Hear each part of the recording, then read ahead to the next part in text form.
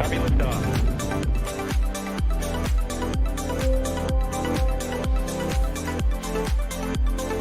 10. GLS go for main engine start.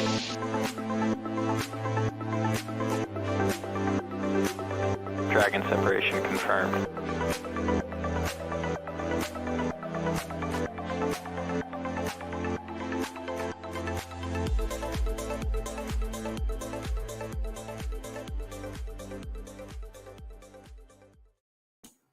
¿Qué tal, amigos? Muy buenas tardes y bienvenidos a su programa de Claretum en vivo. Como todos los sábados, pues traemos aquí un pequeño programita pues para que ustedes conozcan a astrofotógrafos, a gente relacionada con la astronomía, a alguien que está haciendo divulgación, a alguien que tenga algún proyecto y pues tratando de invitarlos y que sigan este fabuloso pasatiempo que es la astrofotografía. El día de hoy pues tenemos a un astrofotógrafo de Suiza, que por ahí compartimos un video muy interesante acerca de cómo va tomando fotografías en el avión, y de hecho lo publicamos ya hace como 2 semanas, y pues está muy padre, ¿no? En donde ves cómo se mueven las estrellas en el avión. Y no solamente está haciendo, no solamente se está haciendo las estrellas, sino que también hace astrofotografía de paisaje o de espacio profundo, y de otras cosas. Pero bueno, vamos a estar haciendo la traducción, ¿ok? Porque esto es en inglés y vamos a hacerlo en español. Entonces, pues vamos a dar oportunidad de que él nos hable en inglés y nosotros vamos a estar viendo en inglés. And for those English speakers, well, thank you for seeing us in Claretum. So we're going to start the interview with Ralf Rohner. Ralf, he is from Switzerland. Ralf Rohner. Ralf Rohner. I'm going to ask you how to pronounce his last name, okay? Sin más preámbulo, vamos a darle la bienvenida a Ralf. I said Ralf Rohner. Yeah. That's difficult.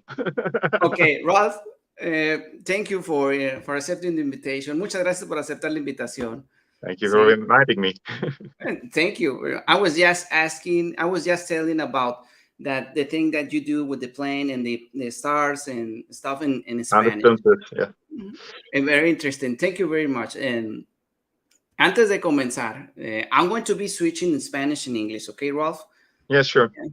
Perfect. Entonces, pues antes de comenzar, Ralf, me gustaría que te presentaras, me gustaría que nos dijeras de dónde eres para que nuestra audiencia te conociera.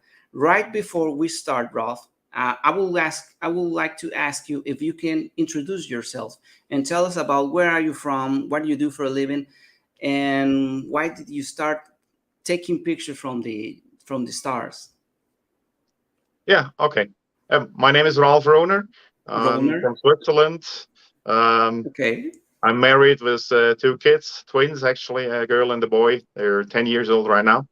And I work for Swiss International Airlines as a captain on the Boeing 777ER. That's a wide-body long-haul aircraft with 340 passengers.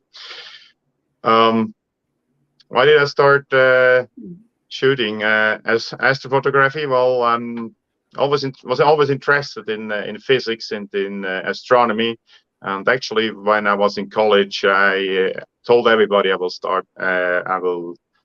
study physics and become an astronomer. Then obviously I did something else and became finally a pilot. But I always was interested in astronomy, and so I bought a telescope, but must have been around the year 2000, and started doing visual astronomy. And of course, quite soon I wanted to take pictures of what I'm seeing, and then I started connecting a camera to that telescope, and I started doing deep sky imaging on a very low level. Okay, perfect. Let me say that in Spanish so you can understand. Sí, bueno, pues mi nombre es Ralf. Yo soy de Suiza. Yo soy piloto. Can you please tell me again the model of the plane that you're flying? The Boeing 777-300.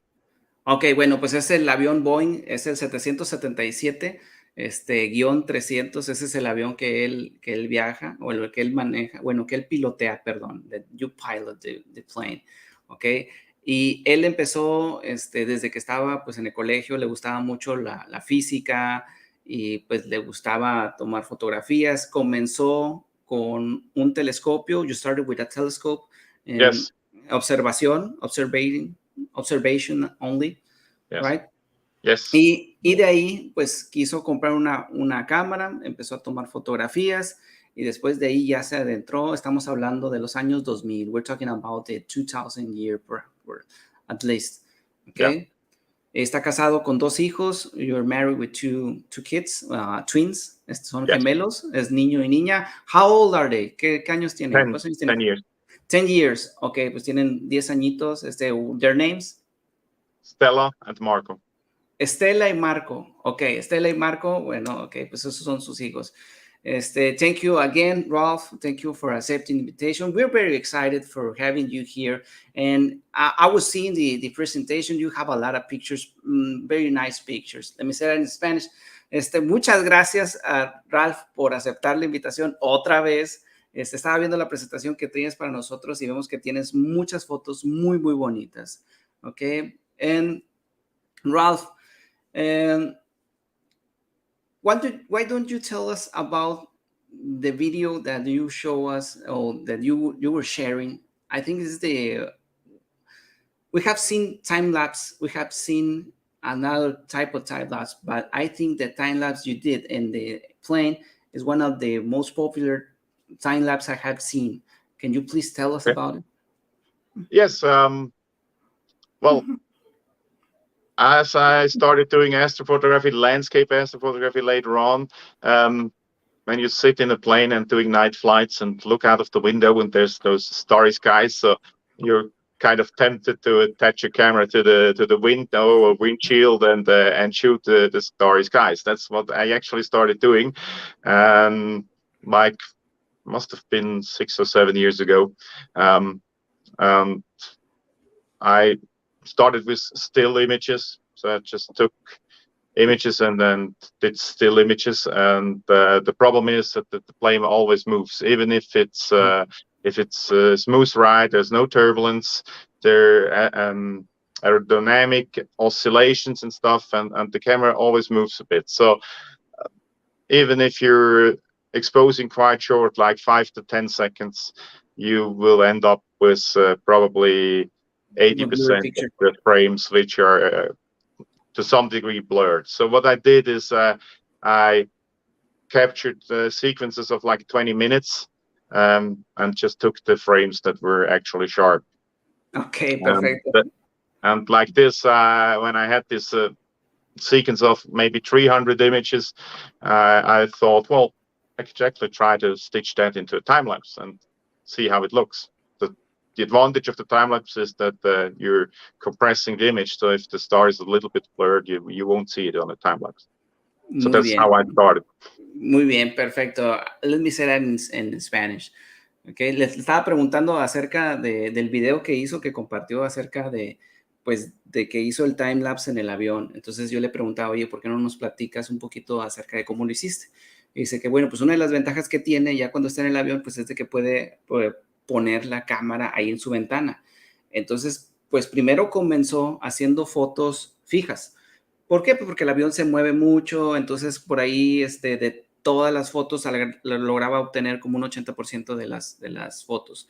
Entonces, veía que tenía muy bonito resultado, fue que se animó a realizar el time-lapse que realizó. Entonces, pues es un trabajo muy padre. De hecho, es uno de los trabajos del time-lapse que hemos visto que está muy, muy interesante. Entonces, ahorita tenemos la presentación y vamos a estar viendo lo que Ralf nos va a estar compartiendo y vamos a irlo traduciendo, ¿ok? So I'm just saying that we're going to start with your presentation, and then you will be sharing what you have prepared for us, and I'll be translating in Spanish and perhaps making you some questions during your presentation, ¿ok? Yeah, of course. Just Muy shoot bien. questions. Perfecto, pues vamos a iniciar con la presentación y pues recuerden que vamos a estar en inglés y nosotros la vamos a estar traduciendo en español. Ralf, here's your presentation. Yeah, that's what I just said. Based in Switzerland, married with 2 kids. I'm 50 years for another like 3 days. and I turned 51. Ah, really? Yeah, April 5th. April 5th. Okay, well, congratulations. Thank Happy you. birthday. Thank you.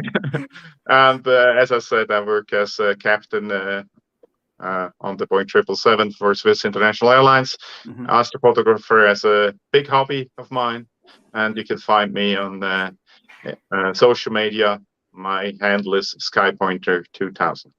Ok, bueno, pues es lo que nos había comentado, pues él es de Suiza, tiene 2 niños, tiene 50 años, el 5 de abril cumple ya 51 años, felicidades, bueno, feliz cumpleaños, y pues su Instagram es SkyPointer2000, para aquellos que les gusten de una vez buscarlo, pues para que encuentren todas las fotografías. Aquí tiene un chorro, pero ahorita las vamos a ir viendo, ¿de acuerdo?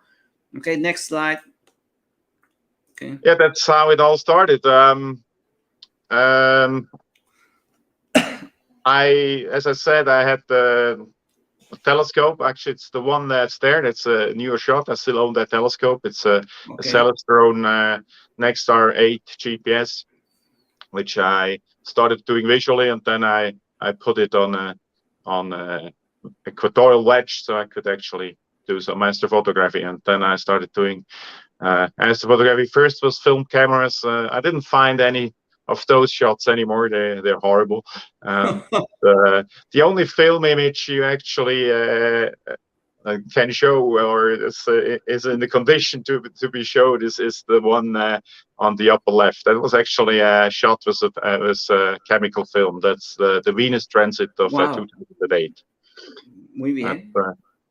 And the rest, then, and I think it was in 2009 or maybe in 8. After that, Venus transit, I bought the Canon EOS 20D, and then I started shooting with DSLR. That's when things really started to pick up for me, and I made some progress. And these are some of the first images I shot with that 20D. Ok, bueno, aquí es donde comenzó todo. Dice, aquí nos está compartiendo pues unas imágenes, y de hecho ese que está ahí, ese es su telescopio con el que estaba haciendo observaciones que hace un momento platicamos, y pues tenía que ponerle ahí pues un adaptador para poderlo hacer ecuatorial, porque acuérdense que ese tipo de monturas pues es azimutal y no se puede. Para poder hacer astrofotografía tienes que ponerle ese ajuste.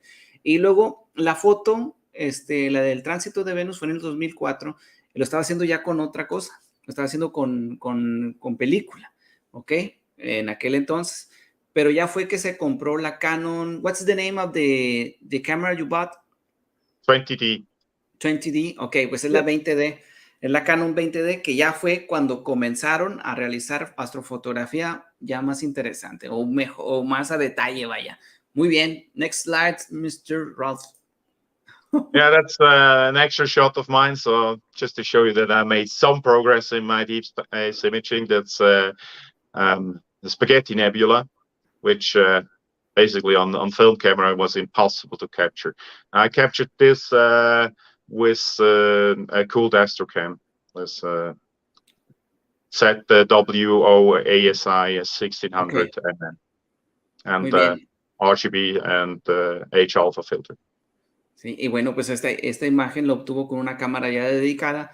Para poder lograr esto, pues sí se necesita ya tener una cámara que es especial, y esta es una de las primeras que él tomó, que es la nebula del espagueti, o la nebulosa del espagueti.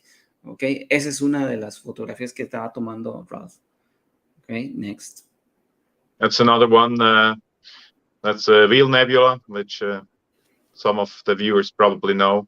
And I do this kind of imaging actually from my backyard. That's the image you had before on the first slide with images. The other one. That's why I use this one. Yeah, exactly. That's I'm sitting here in my backyard, and I use narrowband filters because I live near Zurich, which is Bortle 7, I think. So my backyard is actually a Bortle 5.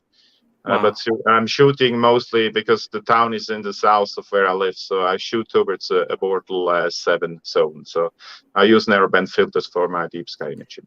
Ok, por ejemplo, esta fotografía que está aquí, o bueno, esta imagen, pues es la nebulosa del velo, y aquí dice que estas las tomó desde el patio de su casa. Esta es la fotografía donde él está en su patio de su casa, y ahí donde tiene, pues es un Bortle 5.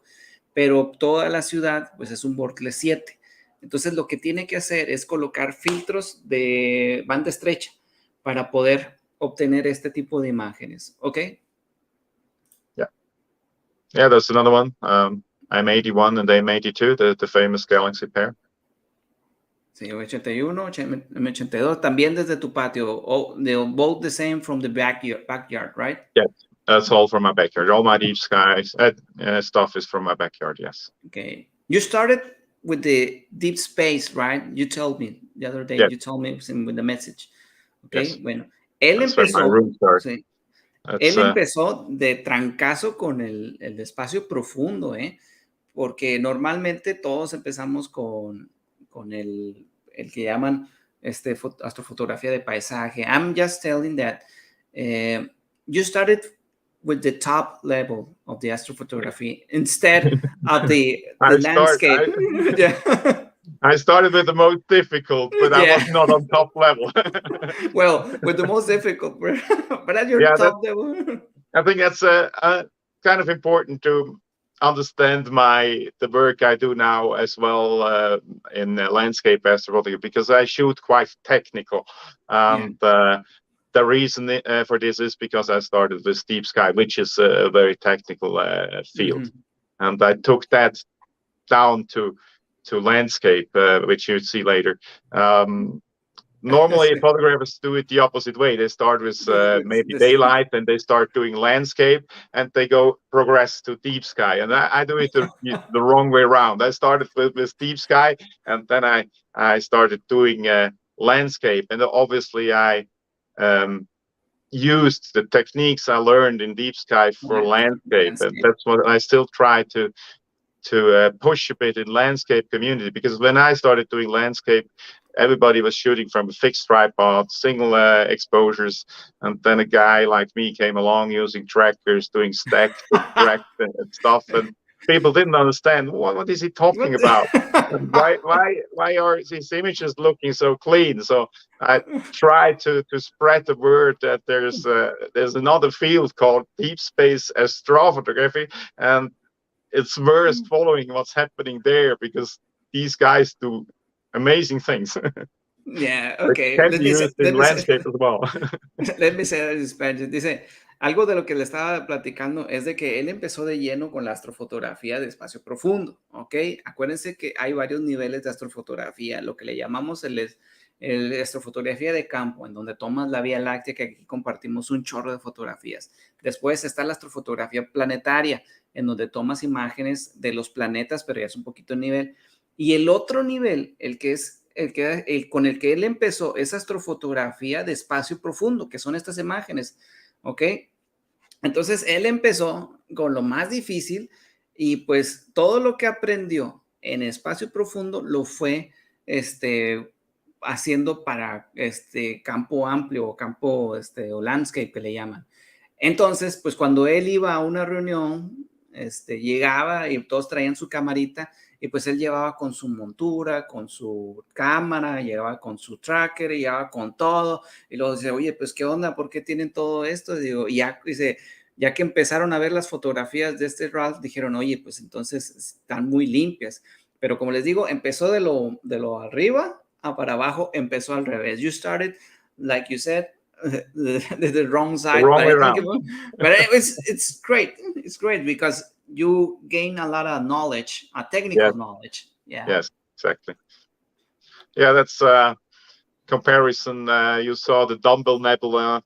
One of my first shots was the 20D, and I reshot the Dumbbell Nebula in 27. That was last year. So I kind of made some progress. I just put the images in the same scale and put them next to each other. So. Sí, y bueno, pues aquí está una comparativa de cómo están las dos la misma nebulosa, cómo se ve el progreso de cada una de ellas para que vean y comparen. Acuérdense que algo de lo que siempre hemos dicho es de que todos empiezan, pero es aprender. So I'm telling that everyone has to keep learning, keep learning, keep Yes. learning. Well, Because astrophotography is a constant learning trip, and you never finish because the field progresses quite quickly, and there's always something to learn, and that's the fun thing. You can always improve. I mean, I liked this Dumble Nebula when I got it. I said, hey, wow, that's great. I'm the greatest astrophotographer ever. And then you see other images that, okay, I'm maybe not that great. And then you start improving, you start reading up, and you really can get a lot out of your equipment. It's an yeah, awesome hobby, but you have to be prepared to learn a lot. every picture is an improvement for Yes, myself. Every yes. picture is improvement. Aquí nada más comenta, Ralf, pues desde que, pues es que una de las cosas de la astrofotografía es de que es algo que vas a estar aprendiendo mucho tiempo y cada fotografía pues es una mejora de tu técnica y poquito a poquito vas a ir creciendo y aquí tenemos pues una comparativa, ¿de acuerdo? Okay. Landscape astrophotography. That's the easy part. Well, technically it's easier, but that's what deep space images say. Yeah, well, okay, you do the easy stuff. Well, not really. Okay. I mean, if I hike like 2 or 3 hours with 40 kilograms of equipment on my back, it doesn't feel like I'm doing the easy stuff. It's different. It's technically, photographically, it's yes, it's easier. But if you go to special spots, you have to go there. You have to carry your equipment up there on top of a mountain or something. It's heavy, and it's maybe when you're there, the weather is bad. It's snowing and it's cold, and so now it's different. But it's not. I wouldn't say one thing is easier than the other. Ok, bueno, fíjate, aquí ya es donde está la astrofotografía, que le llaman en inglés la fotografía de landscape. Entonces le había dicho, oye, bueno, pues aquí está lo fácil, pero realmente una cosa con otra, porque para poder llegar a esos lugares que vemos aquí en esta parte, pues tienes que llevarte todo el equipo, tienes que hacer como toda una mochila grande con todo tu equipo, vas a pasar frío, vas a pasar pues hasta espinas, moscos y todo para poder obtener un buen lugar en donde puedas obtener una buena fotografía. En cambio, la de espacio profundo, pues puedes estar en tu patio de tu casa, pues tienes que tener un equipo grande, un poquito más poderoso y aparte, pues sí necesitas hacer mucha técnica y muy preciso, a diferencia de esta de que tienes que ir y caminar. I don't know how many tires of your vehicle have you lost during A few. Sí. Stopped counting. Sí, le pregunté que cuántas llantas había ponchado nada más para poder llegar ahí. Okay, interesting. Where is this picture from? ¿De dónde es esta foto? Yeah, the one on the left side, that's one of my very first landscape astro images. It was in Joshua Tree National Park in 2012. California, yes. I actually was flying as a co-pilot back then into LA, and I took a night in Joshua Tree, and it shows that I didn't really know what I was doing. So I was a very bad photographer. So the image composition is kind of horrible, and the star trails are hardly visible. So yeah, but that's what it is. It was one of my first landscape images. Then on the right side is like 3 years later. It was on a family vacation. This is Monument Valley. Actually, as I took this image in front of our camper, and here already I used the tracker and I used stacking. It's actually I bought a new camera, which then was a Canon 7D Mark II. And I bought a tracker for specifically for this trip. And this is actually my first tracked Milky Way shot. Wow. That I did with this equipment. Sí. La del lado izquierdo es la de Joshua Tree en California. Esa fue una de las primeras fotografías que él realizó. Y si se fijan, como que ahí no se alcanza a ver muy bien las rayas de las estrellas, pero es parte del aprendizaje y ahí pues la logró obtener allá en California. Y luego acá, pues esta sí se ocupó un tracker para poder sacar la Vía Láctea y poder realizar esta composición de fotografías. Y esta prácticamente estaba enfrente cuando la sacó. Entonces nada más sacó su equipo de ahí del camper y ya nada más puso el equipo y sacó la fotografía. Yeah. This is your equipment.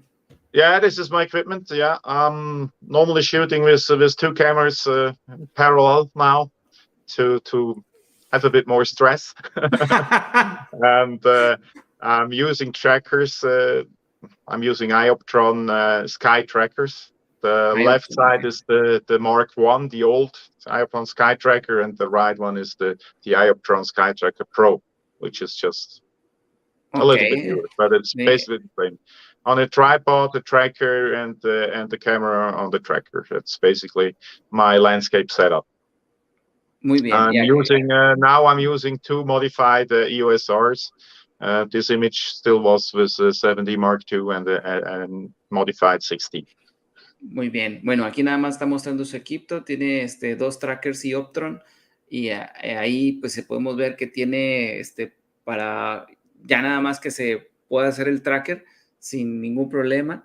Esta es parte de su equipo, como decía él, digo, tiene dos cámaras pues para aumentar el estrés de estar acomodándola y todo, ¿verdad? Entonces, pues ese es el equipo con el que empezó. Ahorita ya tiene un equipo ya modificado, ya lo tiene. Este es uno de los equipos que él tenía al principio. And this is from where? This is from Switzerland. This image. Aquí está en Suiza. Okay. I took this image in 2017. Was shooting. There was a lunar eclipse. Okay. Lunar eclipse is the only time you can shoot the moon, which is nice, but it's the only time when you can capture Milky Way during full moon. Okay, muy bien. Y pues estaba ahí en Suiza y estaba en una ocasión donde podía ver la luna y podía ver la Vía Láctea, que es una de las pocas ocasiones que puedes ver la Vía Láctea y la luna al mismo tiempo. Okay. Italy, Tuscany, Italy. Okay. Few of my favorite images. The left side is in Arizona. I did the astrophotography trips for 1 week, just me and four-wheel drive in 2015, 16, 17, 18 for 4 years. I just took 1 week off from my family and I went to the Southwest because the landscape is just beautiful and the sky is incredibly dark. So this is one of the images I captured during one of those trips. Actually, one of my favorite trips. I was a bit afraid I won't make it out of the place because you drive like 5 miles in a dry wash. There's no road going to this rock. Wow. It's just cross-country driving. You need a permission because it's a Navajo Indian reservation, so it's a Navajo nation. But that's not a problem. They have ranger stations like in national parks, and you just pop in and say, "Okay, I want to go there." They give you permission, and it's not expensive. It was like I think $12 for 24 hours. Okay, muy bien. Was one of my favorite trips. Okay, esta que está aquí, esta foto es de Navajo en Arizona. Pues es un parque privado, bueno, no privado, sino está protegido. Entonces, pues de hecho nada más para poder ir necesitas un permiso. ¿Por qué? Porque ahí hay todavía comunidades indígenas que habitan ahí, pues está muy, muy protegido. Y pues este viaje lo hizo cuando estaba pues, de vacaciones prácticamente, y fueron varios años, y a veces se iba solo con su camioneta y se iba. Entonces, para poder llegar a esa roca, pues sí tenías que atravesar mucha terracería o mucho lugar donde no hay calle para poder llegar a ese lugar. Entonces, ahí logró obtener esa fotografía. Y como les digo, pues esa es la otra parte de la astrofotografía de campo, de campo amplio, de aquí de landscape. Es de que pues tienes que adentrarte a los lugares. I'm telling the same thing we tell the other slide, that you have to keep walking and venturing the stuff you don't know, so you can find a good place so you can take a picture, and you found that rock. Yeah, well, if I see an image of another photographer from a great location, can be a daylight image, the Ujú. question that pops up in my mind is, hey, would this work with Milky Way or with Orion Ok. or maybe Cygnus? Can I get there with my gear and set up and then I start looking for the sites. I mean, like 5 years ago, many people were geotagging their images, and today almost nobody does that anymore. I'm not doing it anymore because so many places got spoiled with people who do not behave as they should in the Ok. wild. So that's Muy why bien. people are very reluctant to tell where the places are, unfortunately. But it's No to sabía. protect the landscape. Ok, muy bien. Entonces, fíjense algo interesante que nos está compartiendo. Dice que normalmente él visita las páginas donde ve las fotos de día. Entonces, pues él dice, ¿sabes qué? Déjame ver cómo se ve con la noche. ¿Qué puedo hacer? ¿Cómo le hago para llegar?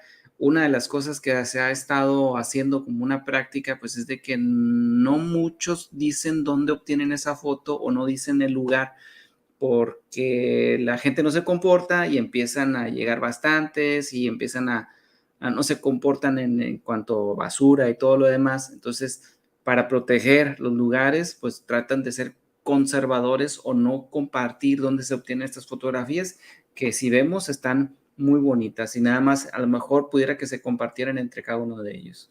Perfect, thank you. Okay, Bien. right side is Tuscany. Actually, that was I had a vacation, or yeah, I had a vacation planned for astrophotography.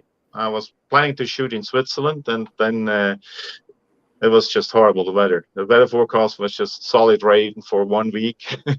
Ok. So, and the second day, I decided I have to do something, and I just drove down to Italy, which is this place here is like an 8 hours drive from where I live. So I just drove Really? down there, and I arrived like at 6 o'clock in the evening, and I went to this spot, and that's actually a shot I took after an 8 hours car Wow. drive. So you were in the need of taking a pictures. It's too many rain, too many water. I have to make a Yes. picture Yeah. of, I don't know from where. Yeah, I just checked the weather applications, and then I saw, okay, northern Italy should be clear, so I just went there. Bravo. Miren, esta foto está chida porque, por ejemplo, pues sí, está bonito y todo, la Vía Láctea, lo que quieras. Pero, por ejemplo, ahí donde vive Ralph, pues estaba lloviendo, estaba lloviendo, estaba lloviendo. Entonces, lo que él dice es de que tuvo que buscar en su aplicación qué lugares estaban despejados. Entonces lo que hizo es de que encontró este lugar en Italia despejado, agarró el carro y se fue. Entonces se fue, tuvo que viajar 8 horas, fíjense bien, 8 horas nada más para poder ir a tomar esa fotografía. Entonces yo le pregunté, oye, como que tenías la necesidad de tomar fotografías nomás así. Dice, sí, o sea, era mucha lluvia. Ok, muy bien. We have a question from the audience. Yeah. Alan Núñez dice, can you please ask Ralph that if you, when you're trouble, dice, aviones. Ok, si cuando viaja con sus cámaras en el aeropuerto hace spotting de aviones, por ejemplo. Ok, if you do spotting of the other planes with the flight radar 24. Well, not that much other planes, but actually we kind of look at this app for our own plane. If I'm waiting at the airport and the plane is delayed, I want to know when it will land. So I actually look at Flight Radar 24 and check when my plane will land, so I can tell my crew and maybe even the passengers at the gate how long the wait will be. Okay. It's a very good application, actually. It's Dice, something that's running as well in our operations center of my company. They always have Flight Radar 24 open, because if you want to know if something's happening, then it will be there. Probably Flight Radar will know it before the company will know it if there's a problem with a plane, like a diversion or something. really? I didn't know that. Wow, ok. Dice que sí, que normalmente utiliza esa aplicación, pero aparte lo hace desde su avión. You say another app name, right? Yeah, it's the one here, Flight Sí, Radar 24. Flight Radar Yeah. 24, ok.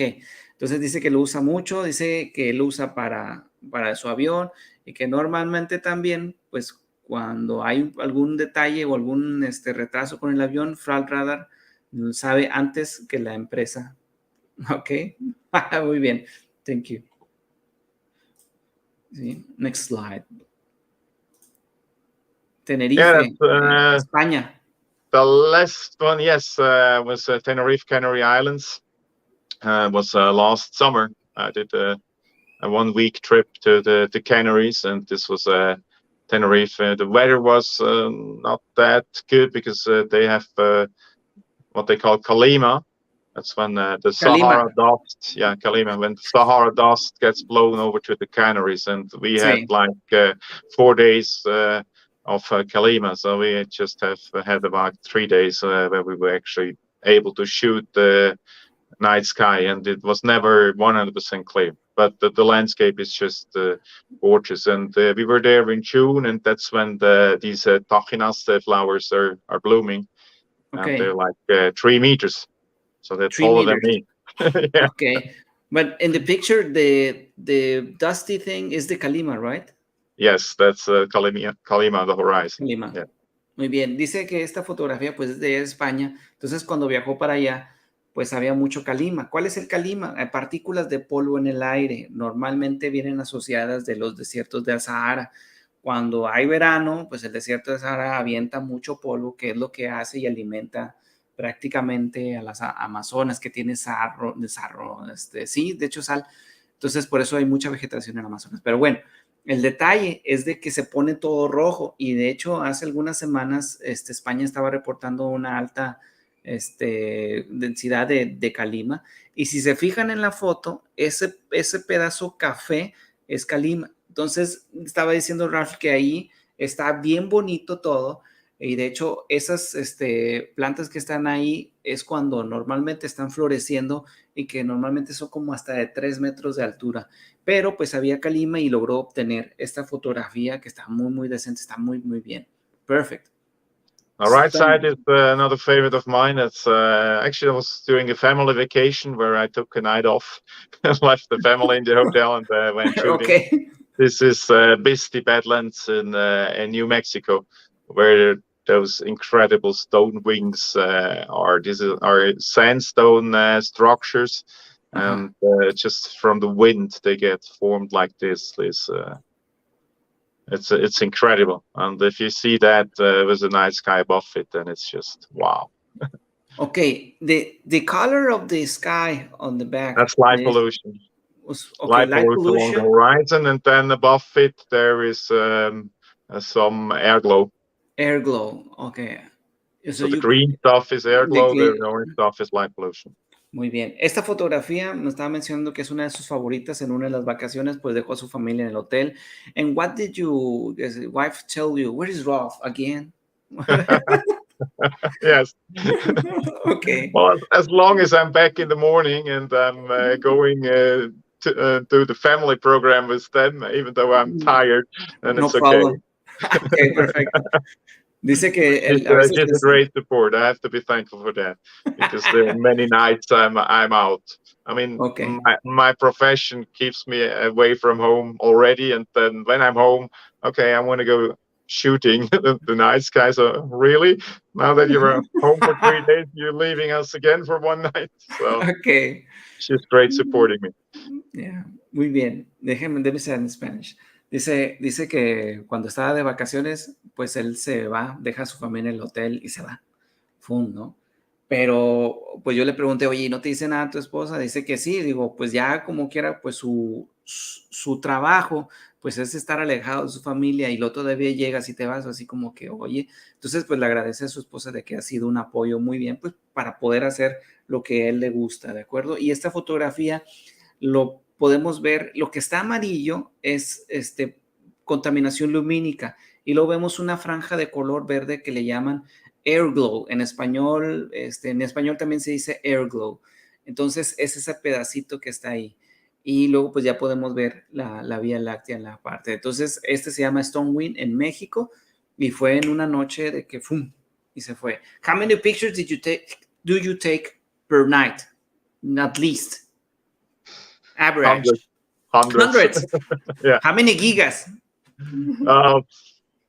2. 4 or 5 gigas. Really? Yeah. Ok, dice, no, pues se toma como unas 2, 3, 4 gigas ahí nada más en una noche de fotos. Ok, It's perfect. my biggest problem. I'm running out of space to save my images at home. Sí. I just filled a 16 terabyte Ya NAS, and I had to get a new one, which costs you a fortune. muy bien. I never delete images. Never. No, I just Nunca want to borré keep my imágenes. wall. Muy bien. Yeah, Grand that's the next Canyon. topic. It's a panorama. It's still landscape, but that's actually what I like to do a lot. To shoot these sweeping panoramas with the Milky Way arch in it. And this was a special night in Grand Canyon. Ujú. Actually, I was planning to go to another place, and that's one of those days when I got a flat tire on the dirt Ok. road Oh, to the other sí. place. So I had to change the gear at the wheel and had to drive out because I didn't want to drive in without any spare wheels. So I had to drive out, had to drive like 4 hours to the next town, which was Kenab, to get my wheel fixed. And then it was too late to drive in again. So I instead of the place I planned to go, I went to Grand Canyon, North Rim, and that's when I captured this panorama. Thank you for So, the flat tire. Thank you. yeah. Mira, fíjate, esta foto que nos comparte es una panorámica, ¿ok? How many pictures in that panoramic are? That's probably about 70 images. 17, ok. Yeah, because Bueno. it's like 12 panels, and each panel is a stack of 5. So yeah, it's probably more. It's 70 for the sky and another 70 for the foreground. So probably Ok. like 150 images. Muy bien. Bueno, estas imágenes no se toman nada más así como cuando nosotros hacemos el celular, no. Se toman foto por foto y toda tienes que tomar primero a lo que le llaman el foreground o lo que tiene que ser el paisaje y luego el cielo. Entonces es como un tipo mosaico. Vas tomando una aquí, otra acá, otra aquí, otra acá. Obviamente primero del cielo y luego ya haces la composición. Pero esta fotografía nació porque él iba a otra parte. Entonces en el camino pues se le ponchó la llanta y pues tuvo que cambiar la llanta, se tuvo que regresar porque no quería manejar con una llanta de refacción. Entonces ya le cambiaron la llanta y a la hora de regresar pues ya no alcanzaba a llegar a donde tenía que llegar. En su lugar pues llegó al Gran Cañón y miren la fotografía que logró obtener. Entonces por eso le digo que la ponchada de la llanta pues salió muy muy bien. Y pues ahí está el resultado. You can see the air glow, you can see the light pollution, you can see the foreground, you can see even the foreground if it was in the day. Yeah, this was completely dark when I captured this foreground, and Grand Canyon is dark, believe me. So I had to push my camera to the limits. I think it's like 2 or 3 minutes exposures at the ISO 6400 or something like that. So Su mecha. Sí, dice que pues tuvo, como because está todo bien oscuro. otherwise it's just black there. Sí. Y fíjense, algo de lo que le dije es que se ve bien como si fuera de día la foto, pero cuando vas para allá, pues está todo oscuro, totalmente oscuro, no ves nada. Entonces lo que tuvo que hacer, dice que pues no se acuerda, pero dice que fácil fueron como unos 20 minutos de exposición con 10,600, no, 16,400 de ISO. O sea que se llevó al límite la cámara para poder lograr obtener esos colores y eso. Entonces, pues eso es algo que nosotros no vemos, no podemos captar en la oscuridad, pero nuestras cámaras sí. Amazing picture, I love it. And abajo, another. That's the same rock from the other side. Ah, ya se me congeló, Ralf. Ok, ahorita nomás en lo que agarra, vamos a esperar, sí, a ver si se conecta. Déjame le hablo por acá, sí. Pero la foto está bien genial. Déjenme ver si lo encuentro por aquí al Ralf porque dice, ok, I can't see you.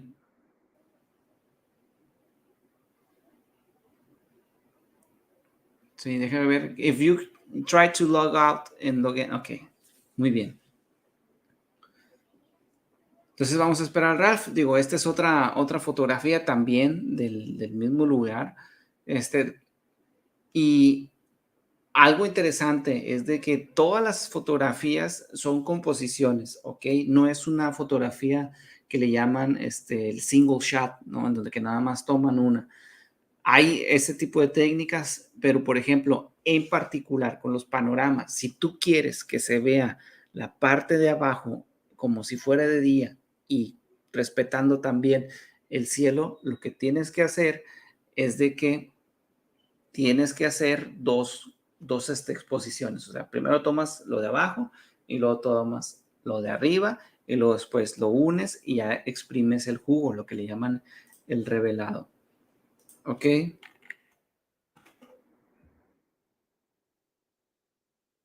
A lo mejor ahorita está teniendo problemas Ralph.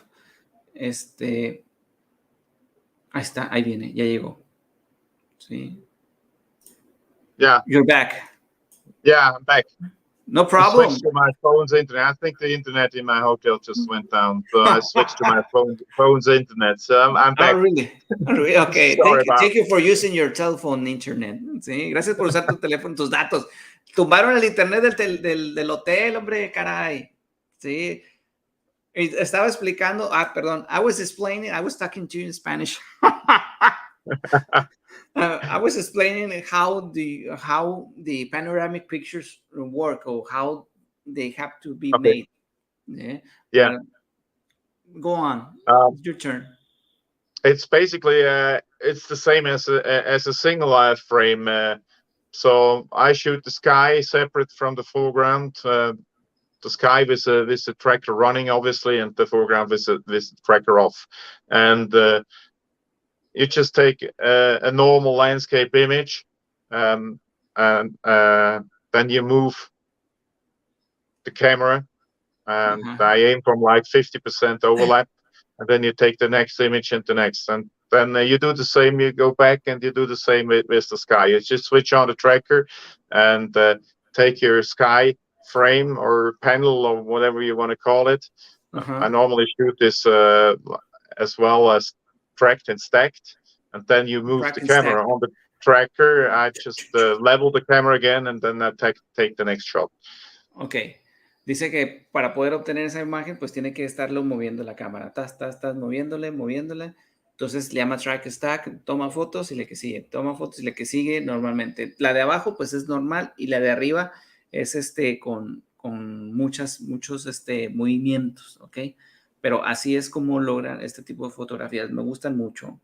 Ok, let's go to the next slide, Ralph. Yeah, sure.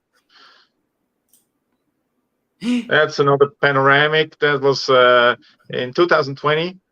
Actually, France was in COVID lockdown, completely locked down. They were not even allowed to leave their houses except to buy food. And then in June, they lifted the lockdown. And I didn't have any flights that month because we didn't fly much at the beginning of the pandemic. So I had like 1 week off, and I just heard, okay, France is opening again. So I just drove to France and did a week of Astro there. This was one of the best nights. This was in the French Pyrenees. It was like a 2.5 hours hike up to that lake. 2.5 hours hike. Yes. Okay. Bueno. I went up there with my equipment. So it was 2 trackers, 2 cameras, several lenses, the tent, of course, and food and stuff. So I had like 40 kilograms on my back. So that keeps you fit. Okay, exagerado. But it was an awesome night. It was worth the hike. Sí. Esta foto que está aquí nos la tomó, la tomó en Francia. Dice que pues fue durante el inicio de la pandemia. Y durante el inicio de la pandemia pues no había muchos vuelos, entonces lo que hizo pues fue de que pues mientras abrieron Francia pues se fue para allá y estaba ahí cerquita. Lo que sí es de que eran como 2 horas y media de senderismo, o sea, te vas caminando y te llevas el equipo, pues te llevas 2 cámaras, 2 trackers, 2 tripiés y obviamente comida y agua y todo, pues fácil eran como 40 kilos. Tenemos otra pregunta de Alan. We have another question from Alan y ya lo puso en inglés. Vamos a leerlo, ¿verdad? Okay. Dice, Ralph, what did the other pilots tell you when you took the photos from the plane? And is it possible as the passenger to see or the film the Milky Way from the plane as seen in the many videos?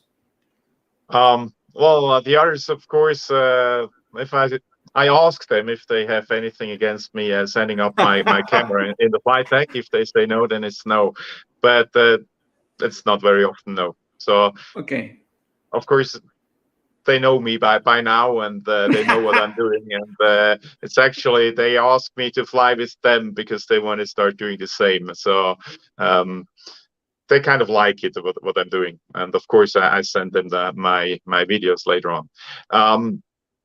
The other question, as a passenger, yes, basically you can do that. You have some disadvantages in the cabin because the cabin lights are always on. We can switch off the lights in the flight deck. The windows are smaller. Okay. I can shoot towards the front or towards the side from the flight deck. You cannot shoot towards the front from the cabin, so you have to shoot out of the side window. The window, they normally have plastic covers on it, so yeah. Image quality will probably not be as good as mine from my privileged point of view, but it's possible. Actually, I think later on there's an image I took from the passenger seat as well, so it is possible. Bump up your ISO, go to ISO 6400 or 12800, and try not to shoot more than 5 seconds, and shoot with the fast lens, obviously, like an f1.4 or f2 lens, and you should be able to get something. Okay, muy bien. Let me answer that in Spanish. Okay, me dice Ralf de que sí.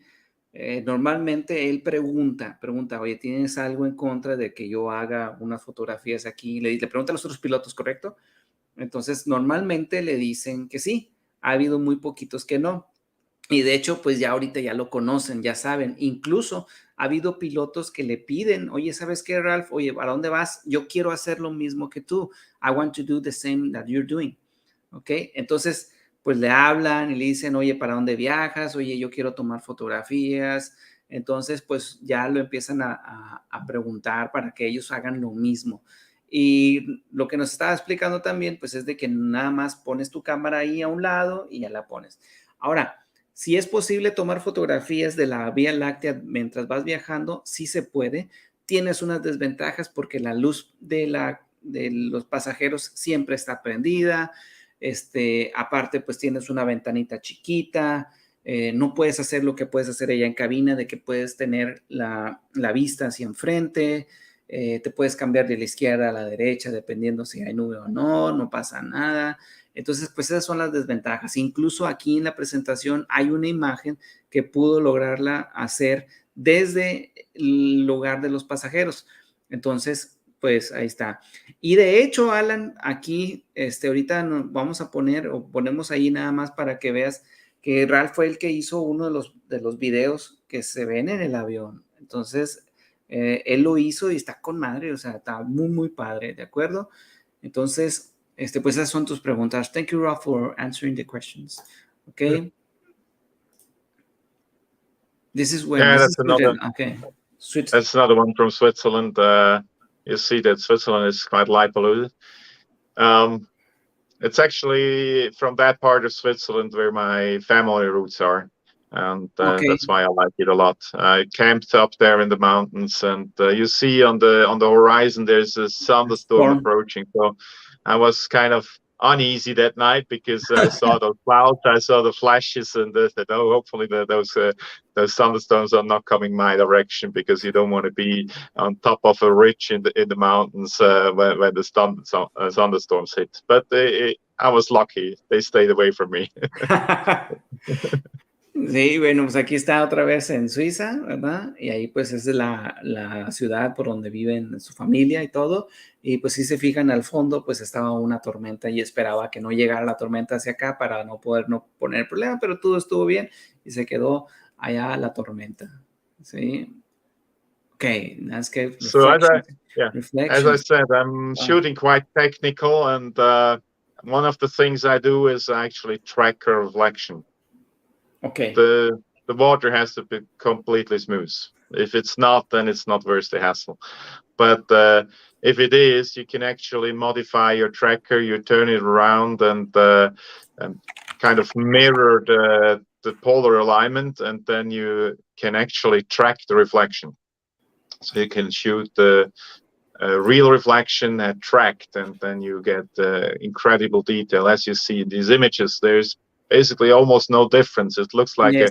a copy paste of the sky down into the water. What many photographers do, by the way. I never do that. Really? Okay, don't That tell means names. the reflections are real, and you see it because obviously I shot the sky and then I shot the reflection, and the clouds moved a bit in between. So the clouds in the sky are not exactly the same as in the water. And that kind of proves that it's not a mirror image that was made in post processing on the computers. These are actually tracked Yeah, now reflections. I can tell. Now, thank you for pointing that out. I can see the difference on the clouds a little bit. This one, Yeah. right? Yes. Okay. Sí, bueno, dice que para poder hacer estas fotografías, pues también tiene que tener pues el guiado y todo. Y de hecho, hay algunos astrofotógrafos que hacen el copy-paste y lo ponen como si fuera de verdad. Entonces le pedí que no dijera nombres, ¿verdad? Para no quemarlos. Pero en la foto del lado izquierdo podemos ver que sí es genuina, porque si alcanzamos a ver las nubes, no son las mismas nubes que las de abajo que las de arriba. ¿Por qué? Porque hace el tracking del de arriba y luego tracking del reflejo. Entonces ya las empalma. Pero son fotos originales o son fotos genuinas. No hay ninguna alteración. Y de hecho lo hemos mencionado y aquí compartimos fotos que son reales, ¿verdad? Por ahí también dicen, que quién sabe qué, pero que lo sea lo más fiel a lo que estamos viendo en nuestros ojos, ¿ok? And these are from where? I'm sorry. Both from Switzerland. There's Los dos, mountain lakes in okay. Switzerland.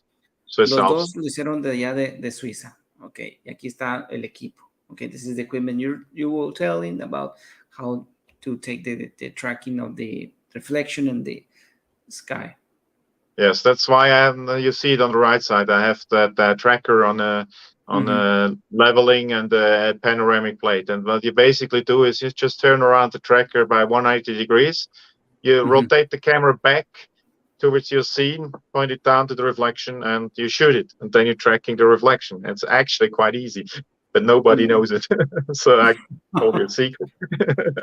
Sí, it's recorded. I don't Muy care. bien. Muy bien. Entonces, pues ahí está.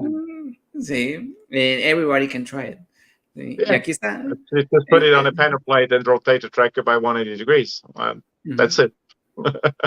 Y pues ahí está, nos dice cómo hacerlo. Ahí tiene nada más utilizas el tracker, lo empiezas a tomar y nada más lo volteas y vuelves hasta tomar y ya. Dice que es sencillo, ¿verdad? Obviamente pues tienes que tener el equipo y todo. Ok. Oh, meteor shower. Yeah.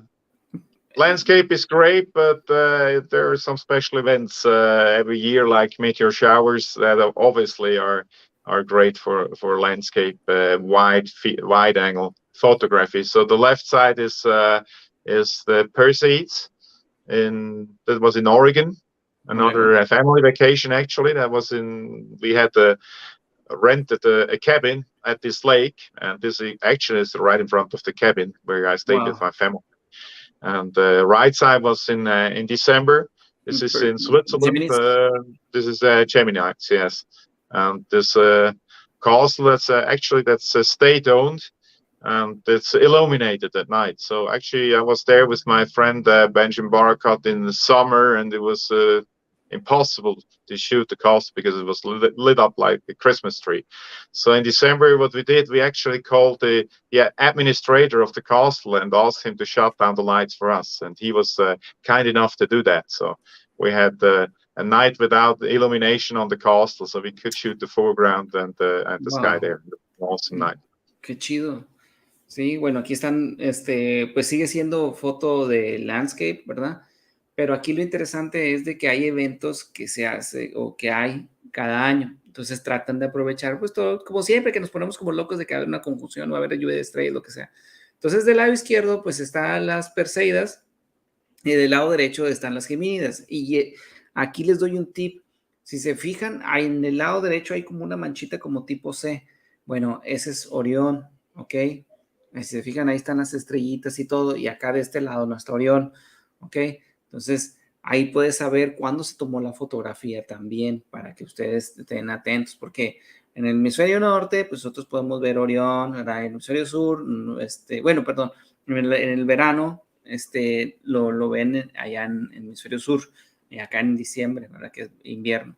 Entonces, pues es una forma, y algo de lo que nos estaba platicando es de que cuando llegó al lugar donde están las Gemínidas, o donde iba a haber Gemínidas, fueron también unas vacaciones, pues lograron que se apagara todas las luces para que pudiera tomar fotografías nocturnas Ralf. ¿Ok? Nice. Neowise? Famous Neowise, yeah. The left side is one of my favorite images, not because it is the best images of all I have, but this is like 2 kilometers from my home. 2 kilometers, so, wow, okay. Yeah, it's a medieval town that's actually next to the village I live. It's up on a hill, and one of the few occasions where I was able to do landscape astro from my home.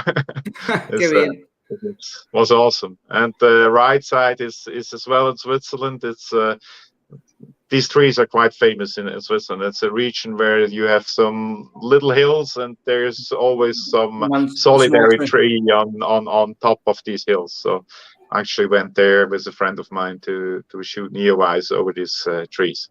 That was quite a nice night. Muy bien. Estas fotografías también pues son del Neowise, el cometa que brilló mucho. Y si se fijan, pues de este lado, bueno, lo chido de la imagen es de que solamente fue a 2 kilómetros de la casa de Ralf, y pues es una de las fotografías que a él le significan mucho, o sea, que le tiene mucho aprecio, porque pues estaba ahí en su casa y logró tomar esta fotografía. Y del lado derecho también es allá en Suiza, y normalmente ahí hay muchos lugares en donde hay como no sé cómo se dice en español, hills, como llanuras, en donde hay siempre un árbol, siempre está ahí. And actually, Ralph, I have seen like a couple of pictures of that tree, don't you? Is that your same tree, right? Is that your picture? Yeah. Yes. It's as I said, it's your favorite tree. Yeah. It's the Ralph's tree. El arbolito de Ralph. Muy bien, sí, qué bonito. I didn't discover it. It's one of the spots I saw at daylight images, and I have to do this. Looks great. I have to do it at night. So at night. Okay. One of those spots. Muy bien. Mira, qué bonito. That's another very technical thing I started doing because you started mix it up. Yeah, I did deep space and I did landscape. So I obviously kind of asked myself, why don't I do deep space with landscape? So this is the result of it. So the alignment is very critical. So if you stand 50 meters in the wrong direction, then the deep sky target will not set behind your foreground target. So that's okay. You have to calculate it. So this is not fake. That's what I try to show with the right image. Actually, it's an animation. I don't know. You can click the animation maybe on the doesn't work. Okay, no worries. Yeah. But there you can see how it sets behind that station. That's a skiing area where I normally go skiing with my family once a year, and that's just the top station of that skiing area, and that's Andromeda Galaxy setting behind it, and it's a real image actually. Of course, I shot 2 hours, but actually you see I captured the image with a monochrome camera, and on the right you see a single frame from that monochrome camera, how it sets behind the target. Ok, miren, esta foto que está aquí, esta es una composición en donde ya está mezclando el espacio profundo con lo de campo, ¿verdad? del campo donde está aquí en el campo amplio que le llaman, ¿verdad? Bueno, aquí lo que hizo fue de tomar una fotografía o estar tomando varias fotografías de la galaxia Andrómeda. Si se fijan, la imagen del lado derecho es solamente un fotograma de las capturas que se estaban realizando. Dice que estaba capturando por lo menos 2 horas de capturas o de imágenes o de procesamiento, bueno, no de procesamiento, sino de estar llenando de fotones la cámara. Entonces, pues aquí es crítico, la alineación es crítico, la posición en donde tú estás está crítico, porque si te mueves a lo mejor unos metros a un lado, pues ya no alcanzas a ver eso. Entonces, pues tuvo que tomar fotografías del lugar donde él y ellos van. Bueno, de hecho, este es un lugar donde Ralph y su familia van a esquiar una vez al año y logró obtener esta imagen. Esta imagen, pues, no es fake, no es falsa, no es creada, sino es una mezcla de 2 técnicas, la técnica de espacio profundo con la de landscape al mismo tiempo, y logrando obtener este resultado tan bonito en donde pues ves la galaxia Andrómeda cómo se va metiendo. De hecho, yo había puesto una animación, pero no funciona aquí con la aplicación, pero se ve cómo se está alejando. Yo creo que lo había visto y pues ahí está la galaxia Andrómeda desde what's the size of your lens that you were using for taking that image? This was captured with 20mm lens, but the camera is micro four third, so Okay. it's crop factor 2. And Nice. the image size is like field of view is like 2 by 3 degrees, something like that. Qué chido. I like this picture. Está muy padre, está muy bonita. You keep me thinking because it's amazing. It's amazing. Nice. Thank you. Sí. Yeah, this is an example of the calculation. I do this with an application. It's called Planet for photographers, and there you actually can set your camera position. You can set your scene position, and then it downloads the terrain profile from Google, and then you can switch. You can program the lens you're using or the focal length of your telescope, and then you actually can see the deep sky targets like Andromeda Galaxy. You see it like it sets right behind the landscape. It's a great application for planning these shots. Sí, toda esta planificación la hizo con una aplicación que se llama Planet, ¿verdad? Y aquí está para el teléfono, a ver si se ve. Esa es la aplicación que se usa para que tú puedas planificar, te alcanza, tiene simulación, tiene muchas cosas para poder precisar lo que quieres hacer, no tiene falla. Yo lo uso nada más para la luna, pero no así como él, ¿verdad? Lo usa muy padre. Sí, yo nada más he visto para cuando sale la luna y ya nada más, y yo me llevo el telescopio y todo, ¿verdad? Nada más. Pero está con ganas, ustedes úsenla, él lo utilizó y ahí si se fijan, pues ese es el trazo, pues para que no haya duda de que no la hizo él, ¿verdad? Sí. So this is the evidence that you show for the picture you took. Yeah, actually this image with the Andromeda Galaxy behind this cable car station was published by NASA as one picture of the day. So Nice. they actually asked for proof that the image is real. That's why I showed them the planification. That's why I made this animation where you can see how it sets to prove that the image is real. Sí, de hecho, pues esta fue una APOD, esta que está aquí, esa fue una imagen APOD, y pues los chicos de la APOD le pidieron evidencia para poder decirle, a ver, ¿cómo le hiciste, canijo? Y pues aquí está, que le hizo con Planet, desde aquí hasta allá, y tomó la fotografía. Very nice. How many APOD have you been awarded? 4 so far. 4? 4, yes. Congratulations, sir. Thank you. No manches, está bien genial esa, Ira. It's the same technique, right? Second? It's the same technique, right? Yes, that's the same technique. The difference here, I used narrowband filters as well to enhance the The nebulosity. color. But it's the same technique, yes. Sí, bueno, estas fotos también es la misma técnica, Deep Space y luego Landscape, y utilizó el banda estrecha para poder sacar las manchitas esas rojas de la nubosidad. I can see from here the Horse Nebula with my eye. Yeah. It's very defined, very clear. Muy bien, está genial. Podemos ver Orión, podemos ver la nebulosa de Caballo, o se puede ver con ganas. Acá está Orión, y allá, mira, allá está genial. It's great. The left side is 200 millimeters 200 lens, milímetros, okay. and the right side actually direct a telescope up to the mountain. Really? It's a 500 millimeters telescope. Well, I carried it up 1 hour up to the mountain to get this alignment. So you're in very good shape, Ralf. You're in very good shape with all the equipment you have to carry and stuff. Yeah, it keeps you in shape. That's a good thing. You have to see my camera. Look at this. Yeah, it saves you the gym, you know. Sí, digo que tiene que estar en muy buena forma de estar haciendo ejercicio con tantas cosas porque dice que se tuvo que llevar el telescopio hasta allá arriba. ¿Sí?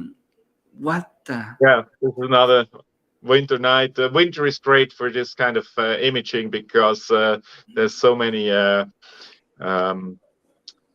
H alpha nebulas that are close to the horizon in the northern hemisphere, like then you get these alignments, because I need these nebulas right at the horizon to combine them with landscape. It's useless if they're high up. Normally, as a deep sky imager, you want the stuff high up because then you have less atmospheric distortions. But I want it right on the horizon, so I get it together with the landscape. Yeah, thank you for pointing that out. I haven't been. Sí, cierto. Es que miren, dice algo, let me say it in Spanish. Porque, por ejemplo, para poder hacer espacio profundo, pues necesitas de que estén en el cenit porque ahí es donde hay menos turbulencia atmosférica, ¿no? Porque es menos la luz que atraviesa tanto murero. Entonces, pues cuando estás en el horizonte hay mucho. How do you manage to all the blurry things that you can be struggling with the horizon? Yeah, well, it's a bit blurrier than if you shoot high up. That's the way it is. It doesn't show in this image size. But if you zoom in a full scale image, it's not the highest quality deep space image that it would be possible if the target was higher up. But it's still good enough for me because I want it down there. So I take the compromise of a little bit less image quality, but I can combine it with a landscape. Okay, muy bien. Y bueno, les estaba comentando de que, por ejemplo, tiene que estar la nebulosa bien arriba para que tú puedas obtener la mejor calidad de imagen porque pues hay menos turbulencia y todo el show. Entonces, cuando tú estás en el horizonte, pues atraviesa la luz mucho más murero. Por eso nosotros vemos el sol que se hace achatado y se pone de otros colores. Por eso vemos la luna que se ve anaranjada por toda la turbulencia y toda la difracción, etcétera. Entonces, es lo mismo con estas imágenes, pero está compensándolo con el landscape para que se pueda ver bonito y obtiene muy, muy fabuloso resultado. Y ahí está. O sea, si tú le haces zoom, nos estaba platicando que si tú le haces zoom se ve un poquito borrosa, pero realmente, pues mire, o sea, que se va a ver borrosa desde la con madre. ¿Sí? Está muy, muy bien. ¿Sí? Thank you. Thank you. That's you. Well, this is the longest or the smallest field of view I ever shot, the deep sky. Actually, you on the right is it's a selfie I shot while I captured this image. Actually, this was me shooting this image, and this as well as with a telescope, 500 millimeters focal length, and the Micro Four Third Astro camera, cooled Astro camera. And again, it's where I'm doing my skiing vacation. So I was skiing during the day and I was shooting at night. You finish your program with your family, and I will be here just taking a few pictures. I'll see you tomorrow at 7. Yes, exactly. have a nice rest, sleep well, and I'm out shooting. And in the morning, I go skiing again.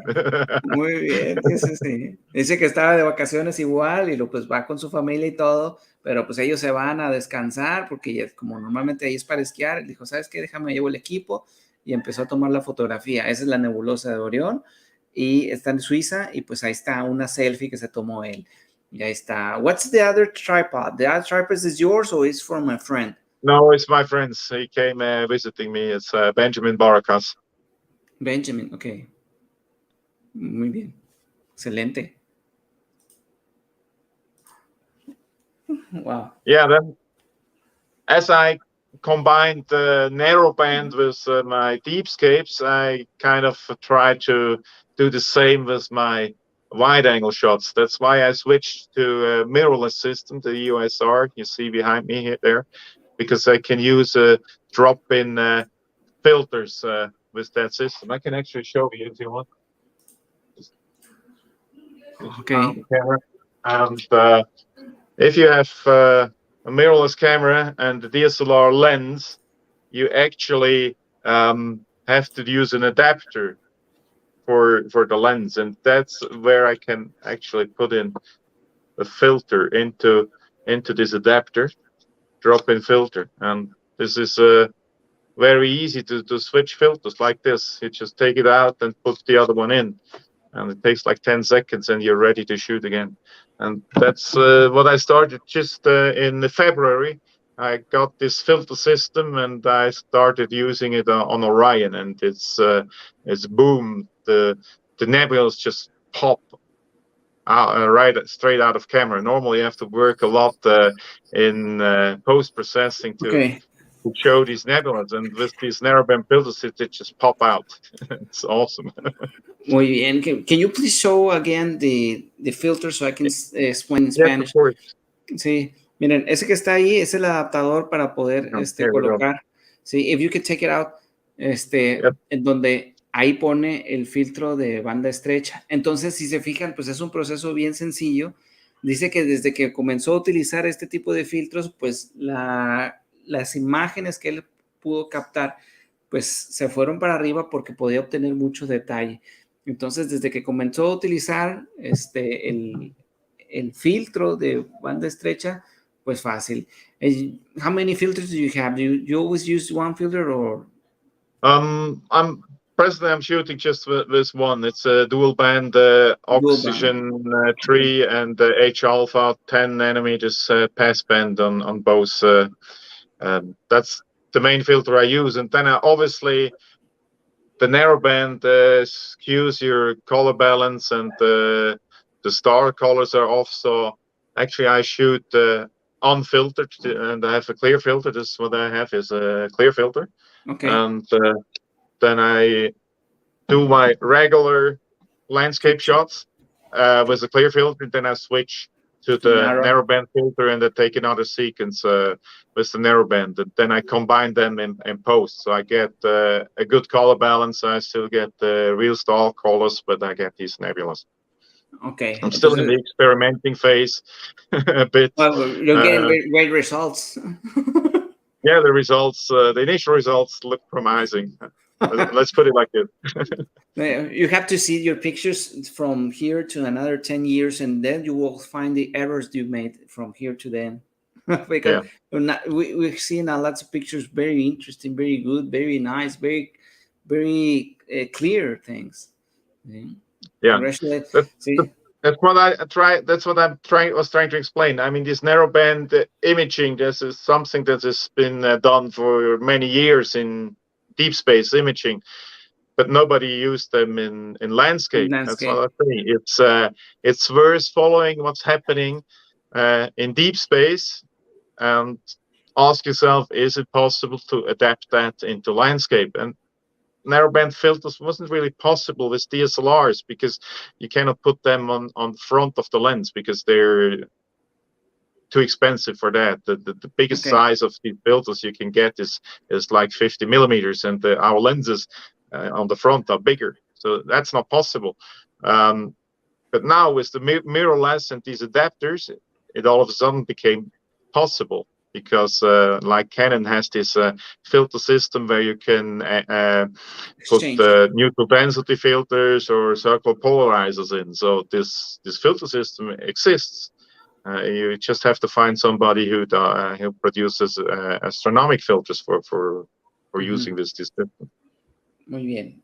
Sí, y bueno, nos comentó de que pues el filtro pues está no está muy fácil de usar, y es lo que ha estado diciendo desde hace tiempo, pues es de que esos filtros existen desde hace mucho, pero nadie los estaba utilizando para hacer fotografía de campo, o sea, nada más lo hacían para deep space. Entonces, pues esa es la ventaja de que pues estás haciendo varios y puedes obtener estos resultados, ¿verdad? Y entonces el chiste, nomás estarlo cambiando, tomas tus fotos regulares y después le cambias el otro y lo vas cambiando, y así, que antes lo hacías en postprocesamiento, ¿verdad? Que te tardabas un chorro en hacer todo y sacar el jugo de la imagen, pero ya lo puedes hacer directo ahí en la foto.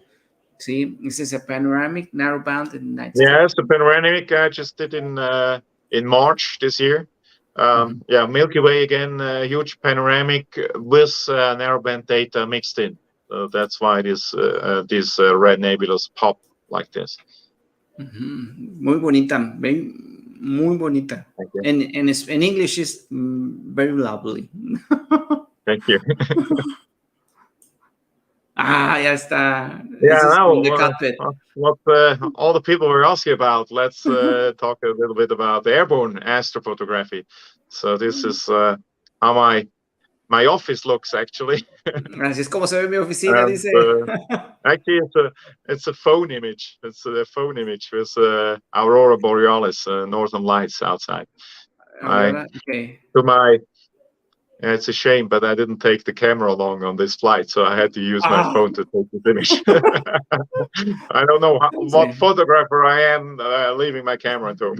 See, I have a question, because I don't see pilots fly in the plane. Why is that? Is that the autopilot on? The left side is my seat.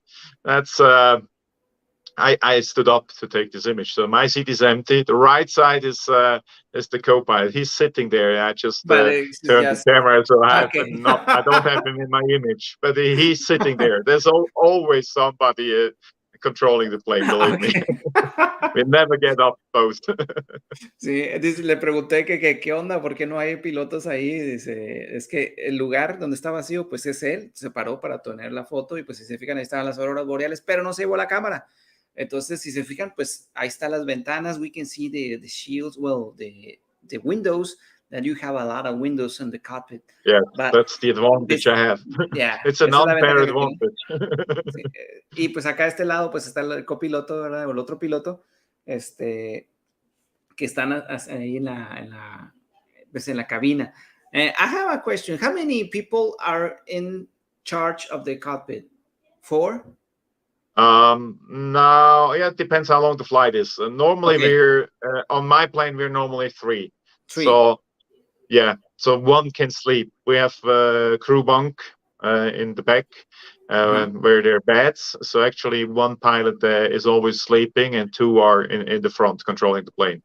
And so we change shifts, because flights are too long for 2. And if the flights are really long, like right now, if you fly to Japan, because we cannot overfly Russia to the Ukrainian war, we have normally we had like 12 or 13 hours flight time to Japan. Now it's like 16 hours, so we actually 4 now on these flights. Okay. Bueno, le pregunté que cuántas personas tenían que estar ahí en la cabina. Dice que normalmente son 3, uno está durmiendo y el otro, pues, los otros están manejando, y pues a veces se cambian. Entonces, ¿por qué? Porque a veces hay viajes que están muy, muy largos. Entonces, pues tienes que estar pendiente de eso. Por ejemplo, ahorita cuando viajas de Japón, que ya no puedes cruzar por los cielos de Rusia, de Ucrania, por lo mismo.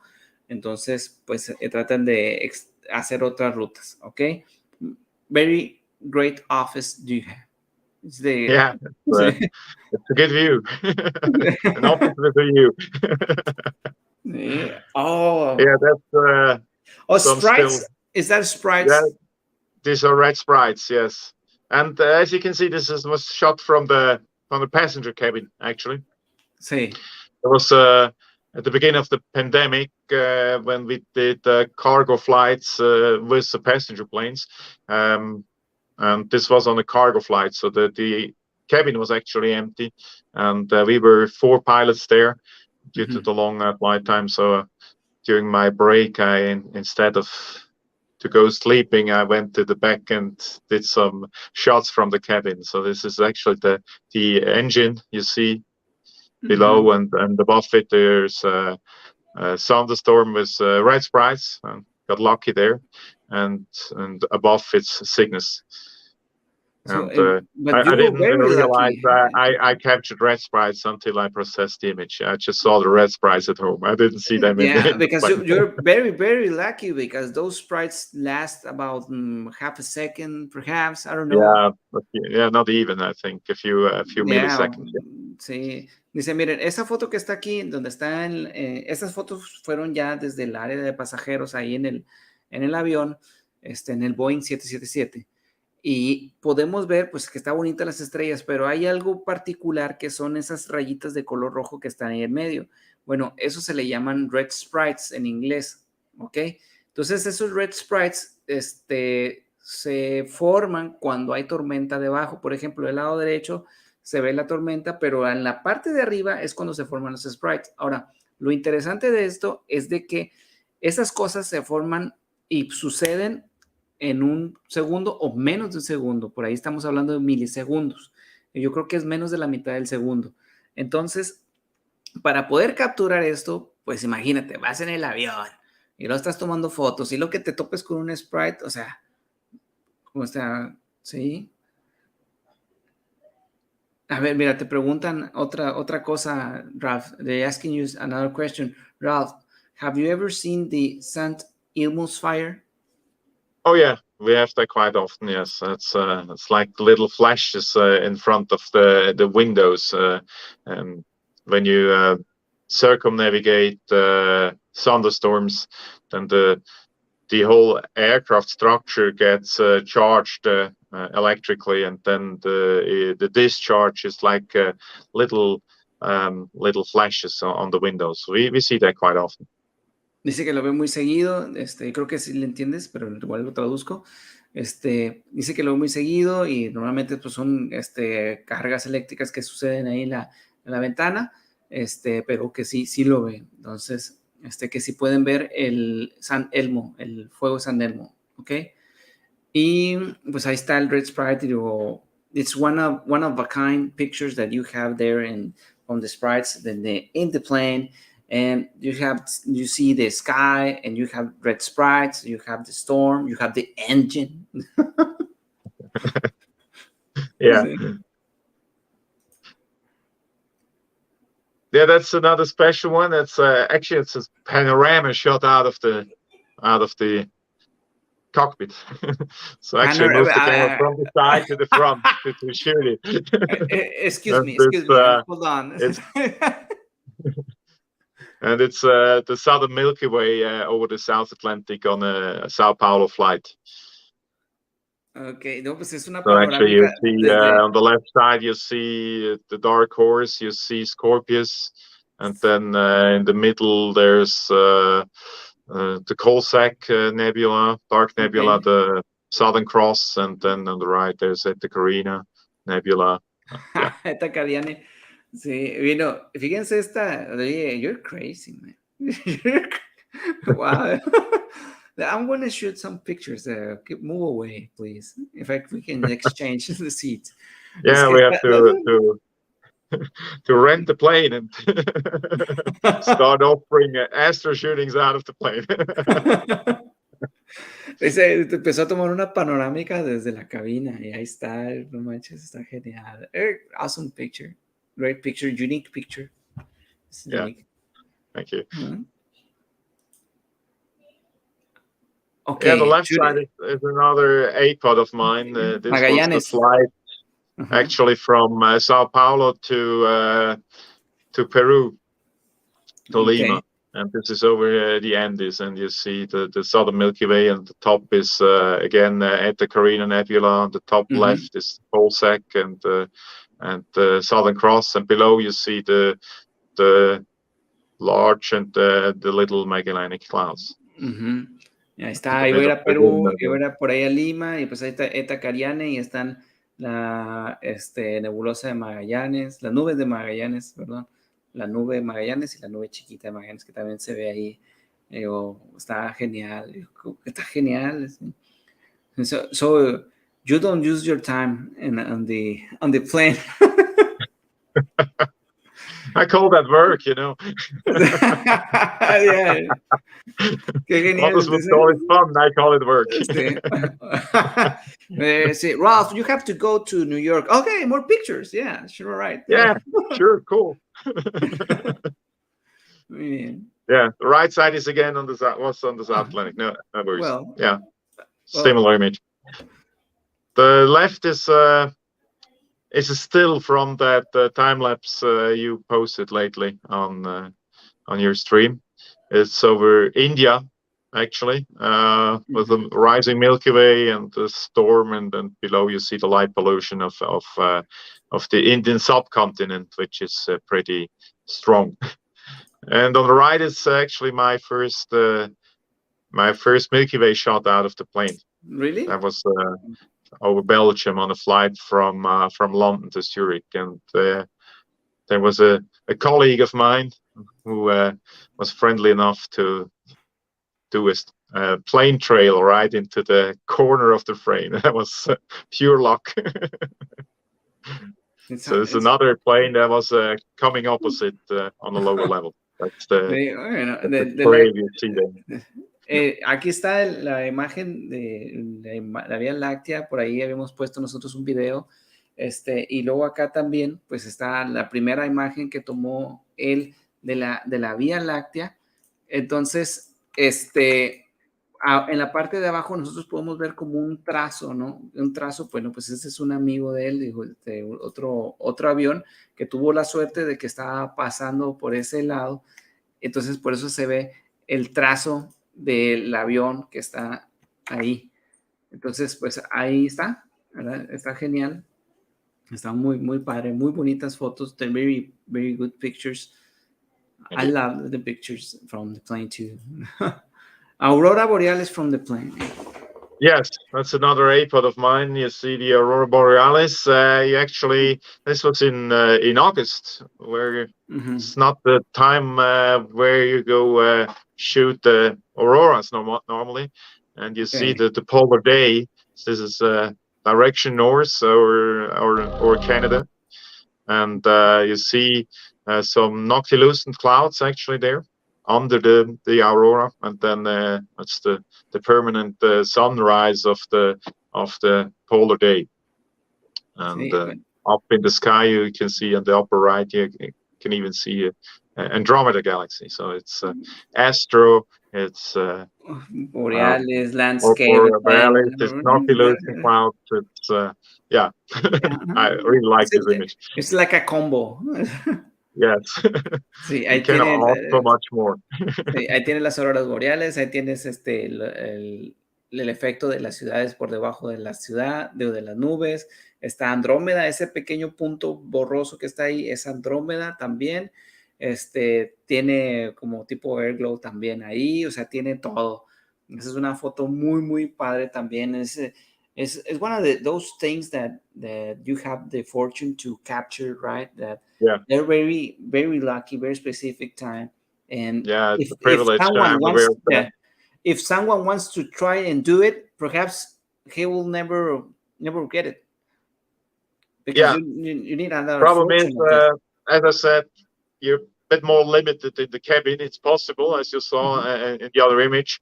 But of course, you're more limited, so you cannot turn the camera. It's just this direction, and it has to be happening in the right direction there. And of course, there are flights when nothing happens out there. There's no aurora. There's nothing special. Then, then it's good if you fly like several times a month. You have more options and more opportunities to capture something. Yeah. See, I want to put a part of the video of when you shoot it. Okay. Sure. Ahí está. This is the video. Okay. This is the Milky Way and the plane. Yeah, it's the Milky Way over India. It's actually that's actually was on the flight back. You see the Southern Cross there, some thunderstorms, and sometimes the video bumps. That's not the turbulence. That's actually when the aircraft turns. Okay, let's see. Boom. Okay. Because we follow the airway, and that's I cannot say no. I have to go straight because I'm shooting Astro. Then the ATC control would not understand. Oh, it's just an hour delay, right? No problem. Yeah, We can say this is the weather. we have to follow the Milky Way, you know. It's an hour delay. Sí. Dice que cuando estaba tomando estas fotografías de que pues no puedes irte para otro lado porque pues tienes que seguir la ruta, ¿correcto? Pero que sí le hubiera gustado de que diga, ¿sabes qué? Pues vámonos por donde está la Vía Láctea, ¿no? Porque pues chinetas, de modo, ¿no? Pero pues ahí está, y luego acá de este lado, in this part of the video, where were you on top of what? That's India. India. Both directions, yeah. This Okay. was a flight from Zurich to Bangkok, and that was twice over India. Well, the first part on the way to Bangkok, and the second part on the return flight from Bangkok to Zurich. Está genial, está genial. Sí, that's thunderstorms. Yes. Muy bien. Milky Way. No, Milky Way no, that's Aurora. Another Aurora Borealis over Hudson Bay in northern Canada. En Canadá. It's just awesome. I mean, if you see it with the naked eye, it's not that colorful, of course, but still, even if you see it with the naked eye, you see them lights moving. They call it dancing auroras, and it's just awesome. Sí, bueno, aquí lo que comenta es de que, pues, obviamente, pues, con la foto, pues, puedes capturar toda la imagen así bien bonito, ahora los colores, pero cuando estás capturando o viéndola, pues, no se alcanza a ver así, pero, pues, igual está excelente. Pues, esta está sobre Canadá, podemos ver a Orión, las auroras boreales. Orión está de este lado, and the right is Orion. Okay, yes, on the very right, there's Orion. Exactly. Belt. Sí. Aurora Borealis. That was my first day pod as well, from the passenger seat, kind of similar to the other one before. It was Aurora Borealis, was holiday. This time no nocturnos and clouds, but there's a meteor in it. That's Perseid, actually. Ok, aquí se alcanza a ver un meteoro en la parte en medio de la Aurora Borealis, la turbina, ¿verdad? Y podemos ver ahí. Está bueno. You have very unique pictures. I think if one wants to do or replicate or something like that, it will be very difficult to have it. Well, yeah, it has to be happening, and you have to be at the right time and the right place, and to be at that place is kind of hard if you're a passenger, because you cannot fly every day. And it's very nice that you have taken the advantage of being a pilot and trying to capture the things that we might be kind of losing. It's an obligation to show the people something like this, if you have the privilege to be able to do it. Yeah, I'm hoping that perhaps in a couple of years, perhaps 5 years, you will have like another Padawans like Star Wars that's been following your steps and doing the same things that you do in the plane, taking their pictures, taking the time lapse and stuff. It's very interesting. Very things. Yeah. I'm waiting for a call from NASA to shoot me up to ISS to do this thing from ISS. Will never happen, I guess. Muy bien. Estaba diciendo de que pues es que está con ganas porque tiene muchas fotos que son únicas y que si alguien quiere replicarlas, pues va a estar bien cabrón que las haga, porque pues no va a poder, tiene que estar en el momento exacto, en el avión exacto, desde la posición exacta, en el tiempo exacto para poder capturar alguna parecida. Pero pues es que está genial que pueda aprovechar la ventaja de que él sea un piloto y poder capturar esas cosas que a nosotros se nos parecen desapercibidas, porque nosotros tenemos, telescopio y vemos para arriba, pero él tiene la ventaja de que lo ve desde allá arriba, desde 10,000 pies de altura. Está excelente. Entonces, yo le decía que espero que dentro de unos 5 o 10 años, 5 o 4 años, pues haya más seguidores de él para que lo hagan lo mismo, more pilots do the same thing that you're doing. And you'll be the master Jedi of I'm the working on it. timeless. Teaching my co-pilot. Yeah, okay. Perfecto, muy bien, excelente. Okay. Yeah, that's an image of the setup. You see how I do this. I have this suction mount, which I can actually, with suction cups, attach the camera to the window or the windshield. And So then you you have have a the cover camera. for, so you have a cover Yeah, for the lights on the side of the cup. that's actually, you can buy that for like $50. It's called a lens skirt, and it's Okay. just more or less a black cloth with suction cups, so you can attach it to the window and avoid the reflections. It works quite well. I can see that it works very well. Sí, And bueno, pues the good thing is we can leave the light on, because on a 10 hours night flight you don't want to sit all the time in the dark, in the dark. because the captain is shooting Astro. So actually I can install the camera and then just let it run, and we can do our job just normally. We can make lights which is less tiring as if you're sitting in the dark all the time. Sí, oye, está genial. Mira, ese que está ahí, esa es la montura, o bueno, el sujetador, no sé cómo llamarle, de la cámara. Llegan y son dos chupones, ¿eh? Se pega a la ventana y le pones ahí como una tipo cubierta para que no, y dejas la cámara ahí un rato. Entonces, la ventaja que tiene, pues es de que llegas, la pones y todo. Ahora, algo de lo que estábamos platicando, pues es de que ya cuando estás en 10,000 pies de altura ya puedes ponerlo, porque al principio no puedes hacer nada, ¿ok?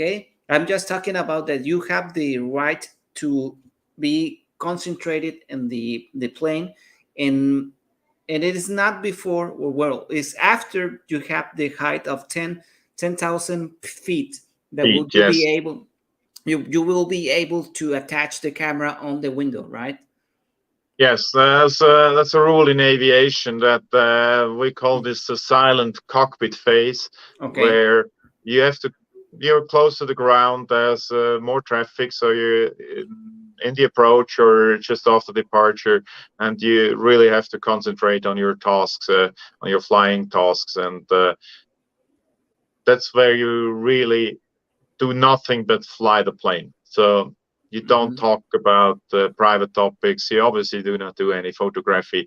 You just concentrate on your job and you fly the plane. And then above 10,000 feet, the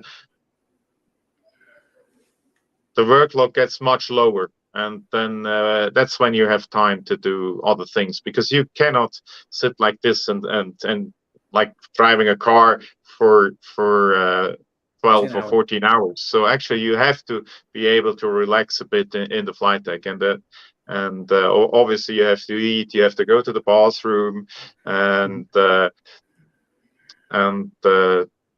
that's what you can do when you're higher up, and then it's sufficient basically for one pilot to do all the tasks, and the other can relax a bit. And that's when I can install my camera to the window.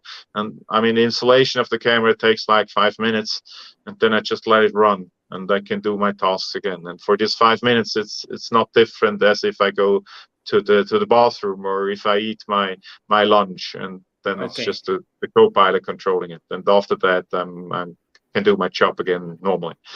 Muy bien. So it's always safe.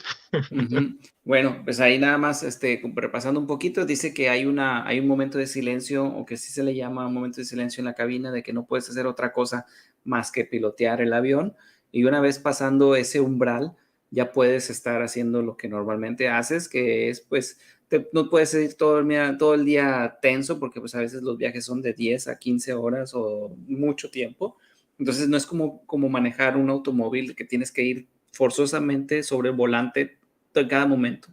En el avión es diferente, entonces un piloto es suficiente para llevar el avión. Sin embargo, debido a las distancias y todo lo que tienes que hacer, pues se reparten las actividades para que sea más libre o más flexible para aquellos. Entonces, el instalar la cámara, pues toma alrededor de 5 minutos, no toma otra cosa, nada más saca de mochila, lo pega y es todo, le pone, y es como si él hubiera ido al baño, entonces no interfiere en las actividades del avión para nada.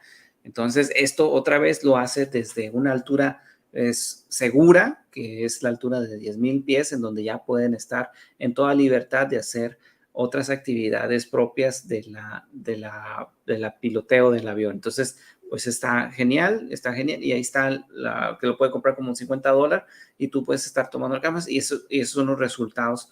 Esa que está ahí, otra vez, es este que está acá, es ese. Con eso puedes hacer ese. Muy bien. ¿Sale? Y pues acá, así, again. Yeah, that's if you want a few tips what you can do is one thing I like to do is to think out of the box. And there are spots that are known to be impossible to shoot astro from, and sometimes this is not true. And these are two examples. On the left, this is Rhine Falls. It's the biggest waterfalls in Europe, and it's like 30 minutes from my home, and it's horribly light polluted. Okay. And I was sitting at home that evening, and I was kind of tired and didn't feel like driving to the mountains and do some astro. So I thought, well, a 30 minutes drive, that would be okay. So, well, let's head to the Rhine Falls and try what I can get. It probably will be nothing, yeah. So I went there, and I was actually surprised that I got a quite decent result. And there are no astro images from this spot. And when I posted this on social media, actually a guy whom I know wrote me as this guy and said, hey, I never ever had the idea to go shooting there, even though it's a 5 minutes foot walk from my home. But I would have never done a shot from there, and now I have to do it as well. So yeah, sometimes the impossible things are possible. The right side is Tuscany as well. Actually, you saw in the beginning of our talk, you saw this cypresses in Tuscany, where I said it was an 8 hours drive. And actually this image I shot before the other one. So this was the first spot of the night, and the other one was the second.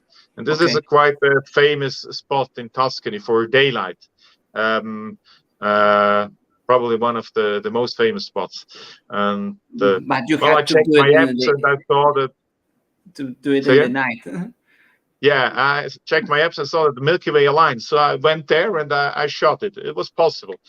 It was light polluted, but it was possible. And then from there, I went to the other spots. And there was actually a workshop going on when I arrived at the other spot from locals. And they asked me, where are you coming from? And I said, well, I'm coming from this spot. And then they laughed at me and said, hey, forget it. It's impossible to shoot the Milky Way from there because it's way too light polluted. Hold my beer. Hold my beer. I just showed them my RAW, my camera LCD, and they were like, what? We have to go shooting there. Everybody knows it's impossible, but it seems to be possible. So sometimes it's good to be ignorant, not knowing that it's impossible, and then you discover that actually it is possible. So think out of the box, do the impossible. Muy bien. Una frase de las que nos dice Ralf es de que piensa fuera de la caja, porque estas dos imágenes son un ejemplo de lo que él quiere decir, porque la primera imagen, pues es un lugar en donde están las cataratas más famosas de Europa, que está muy cerquita de su casa, y dice, pues déjame intentar tomarle una foto a la Vía Láctea. Pero a veces la gente o nosotros mismos nos vamos con una impresión de que no, es que no se puede, nadie lo ha hecho. Entonces dice que a veces es bueno ser ignorante y desconocer que no se puede para cuando él llega y lo intenta y poderlo obtener. Lo mismo sucedió en la imagen del lado derecho, en donde hace un momento pues, estábamos platicando de que le estaba lloviendo ahí en su casa, que un chorro de lluvia, entonces quería un lugar para que él se alejara y pudiera tomar unas fotos. Entonces en el camino se encontró este paisaje, y de hecho este recuadro es muy famoso porque en el día todo el mundo toma fotografías, incluso hay hasta, yo creo que debe de haber hasta rompecabezas, ¿no? De las imágenes, como cuando tenemos el landscape de Windows y todo. Pero pues intentó, esa parte que está ahí está muy contaminado hablándose lumínicamente, o sea que hay mucha luz de las ciudades, etcétera. Y Europa pues tiene un problema de contaminación lumínica. Sin embargo, pues él llegó, se paró ahí y dijo, pues déjame le tomo a la Vía Láctea porque aquí en mi aplicación dice que se va a alinear. Entonces llegó, tomó y la sacó. Entonces le preguntaron, oye, ¿tú de dónde eres? ¿Por qué andas aquí? Le digo, no, pues estoy tomándole fotos a la Vía Láctea. Nada, no se puede. Entonces, a ver, enséñanos tus fotos. Les enseñó las fotos y dijo, no manches, sí se puede, tenemos que tomar fotos ahí porque pensábamos que no se podía. Entonces, él por eso se refiere y dice, piensen fuera de la caja para que intenten cosas que no han intentado y ahí es donde logran resultados diferentes, porque no puedes obtener cosas diferentes si sigues haciendo lo mismo. Entonces, this is how Ralph is talking about, think out of the box. So you can try things that you don't even know that you can achieve. Yeah, achieve new things. Sí, muy bien. Sí. We have a bunch of slides, Ralph. Can we keep going or you wanted to? Whatever, I have time, no We problem. have time? Okay. Yeah, no worries. Yeah, this is an example of thinking out of the box. yes, exactly. Moonlight. Moonlight. Full moon, or if the moon is the sky, the astrophotographer sleeps. That's an Yeah. old saying. Yes. But it doesn't have to be. I mean, these are two shots. The one on the left is Trona Pinnacles here in California. Actually, it's like a half an hour's drive from where I'm sitting now. And I was working here as well on an assignment when I was flying into LA, and the moon wasn't great. It was in September. The Milky Way was already low, and the moon was in the sky. So, well, I decided, well, let's try and go and see what I can get. And actually, I like this image a lot. It's not a sunset; it's actually a moonset. Moonset. Wow. The setting moon behind these rock structures, and then the Milky Way that starts showing. Of course, it's not the most detailed Milky Way shot, but I like the image because of the feeling you get. It's like a sunset with stars in the sky, but it's Yes. a moon.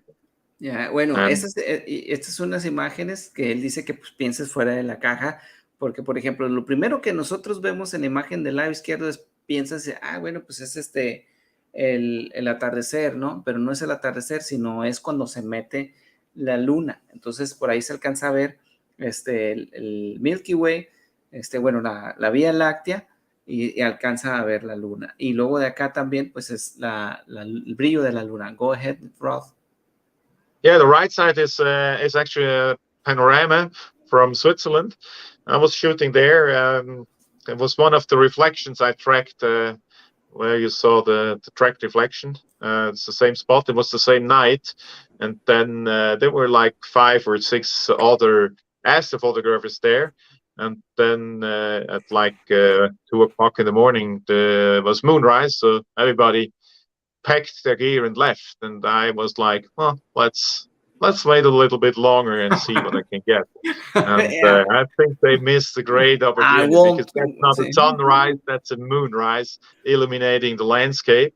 And you see the reflection, you see the sky. That's actually one of my few untracked skies because it wasn't worth tracking because there's not much detail, but you see the Milky Way clearly. You see the Milky Way in the reflection, and you see this landscape that looks like daylight, but it's actually night with a quarter moon rising on behind me on the left. Yes. And I really like this image, and everybody packed and left, and probably till today they don't know what they missed. So it's always worth to linger a bit longer. Yeah. You know how to use your time. Yeah, I can see. Yes. Yeah, I won't be wasting my time if the moon is here. I will take pictures. Yeah, nobody does, but it can be worth it. Sí, bueno, pues ahí está otra imagen, digo, otra vez, pues ahí nada más lo mencionó, de que pues ese brillo que está ahí, pues es de la luna, ¿verdad? Creo que estaba en cuarto creciente, es lo que dice, y pues ahí se alcanza a ver a detalle la Vía Láctea también, y se alcanza a ver el reflejo también, que está muy, muy padre, pero es la luna la que está dándole la luz al paisaje, muy, muy padre, ¿sí? Oh, that's This was bioluminescent. in August, I think, last August in San Francisco. This is the right side, or well, both, but the right side is Point Reyes Lighthouse, and I went there to capture the Milky Way.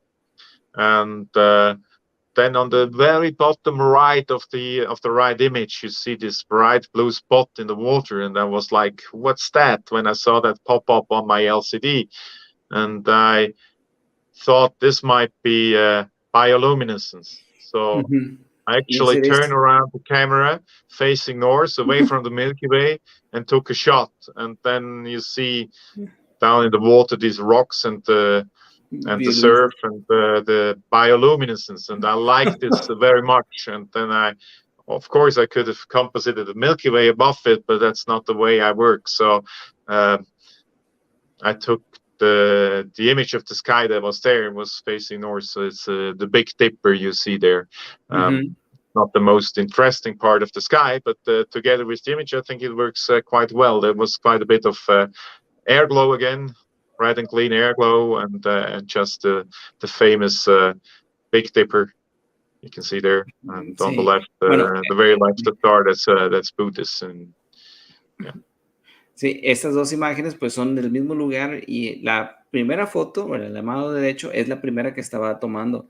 Entonces pues la estaba tomando y luego de repente vio algo verde así, dije, pues ¿qué es? ¿Y quién sabe? Digo, en la parte del lado derecho abajo, donde está la casita, se ve como un pedacito verde y él no sabía qué era. Entonces dijo, pues quién sabe qué sea. Entonces se volteó para acá, para las rocas y tomó otra foto y logró detectar que había bioluminiscencia alrededor de las rocas.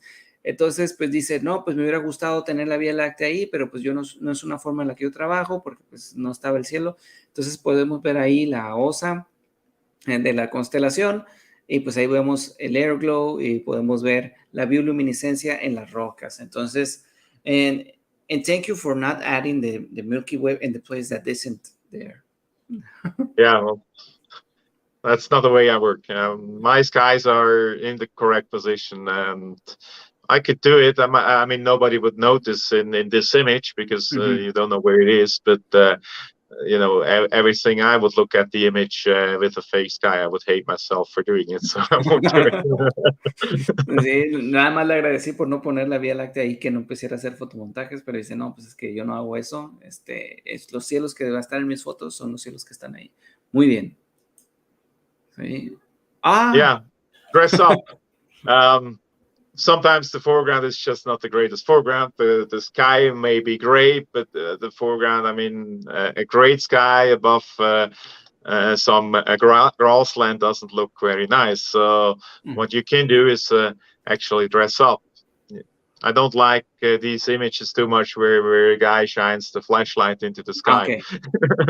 So I can see a couple you of can be them. a bit more creative, and that's two of these opportunities. We did that. On the left side, it's actually a panorama from the Swiss Alps, and this is a friend of mine, Alex Forst, who actually dressed up like Galileo, and we dragged an old brass telescope up the hill, and then we did this Milky Way arch, and with him posing like a Galileo behind the scope, and I like this image.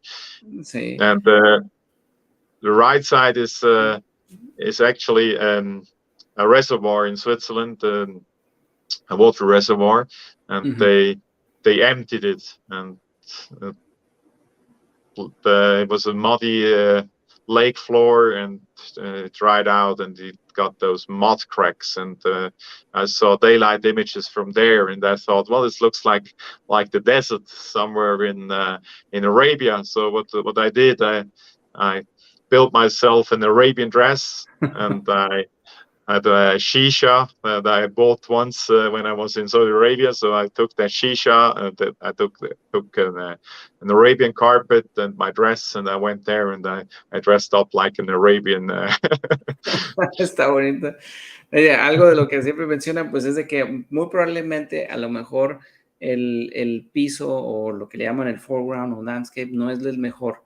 Entonces, pues vístete, ¿verdad? Vístete, disfrázate para poder tener una representación más de en la astrofoto que sea bonita o que sea representativa. Entonces, pues de la imagen del lado izquierdo, pues dicen, pues déjame visto acá de Galileo, puso un telescopio pues muy, muy parecido a los de aquella época de madera de color oro, ¿verdad? O que es cobre, ¿verdad? Entonces, pues ahí se tomó la foto y a él no le gustan las fotos donde están la gente apuntando hacia la Vía Láctea. Dice, no, ya son muchas. Entonces trató de cambiarle. Y luego acá del lado derecho, pues encontró un lugar donde pues se vació el lago y se quedó todas pues el cielo árido, no el cielo, el suelo árido, ¿no? Y todo roto y todo el show. Entonces dijo, pues déjame visto como un árabe porque se parece como si fuera de por allá de Arabia y se compró esa cosa que no sé qué sea para estar fumando, ¿no? Entonces pues se vistió todo y pues ahí estaba el Milky Way y pues se ve diferente. Es lo que dice de que piensen fuera de la caja pues para que puedan hacer otras cosas. No deja de ser artístico y bonito, ¿verdad? Que que el punto principal sea el de ahí y ya después punto secundario la Milky Way. Very creative. Very Yeah, creative. yeah, it was fun. Yeah. Well, Oh, that's two very special spots. The left side is on La Palma on the Canaries. There's a la little Canaria. fishing Uh-huh. village that's actually inside a cave. And This is I inside saw a cave. that's inside a cave. The village is inside a huge cave. And Okay. when I saw daylight images of this place, again, I asked myself, hey, would the Milky Way align? And I found out, Mhm. yes, it does perfectly, actually. So it was immediately clear that I have to get this shot. It was the darkest place I ever was because when we went there was nobody around. Okay. And I exposed for I think for 5 minutes ISO 12,800 and I just had a black foreground. It was so dark. So Really? I actually headed back to the car and got my LED lights and I lit up the whole cave with LED lights. Really?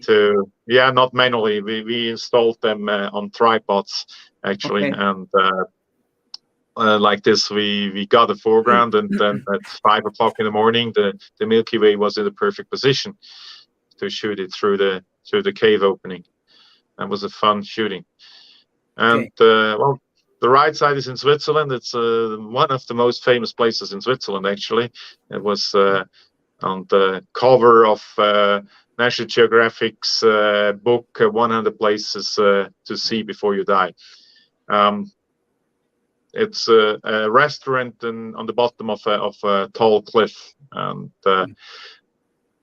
obviously the cliff is in the way for the Milky Way, kind of, and nobody ever shot that at night. And again, it's as I said, it's a very famous spot, and of course, I asked myself, would it be possible to shoot the Milky Way from there? And I found out, yes, it actually aligns perfectly Okay. in late summer.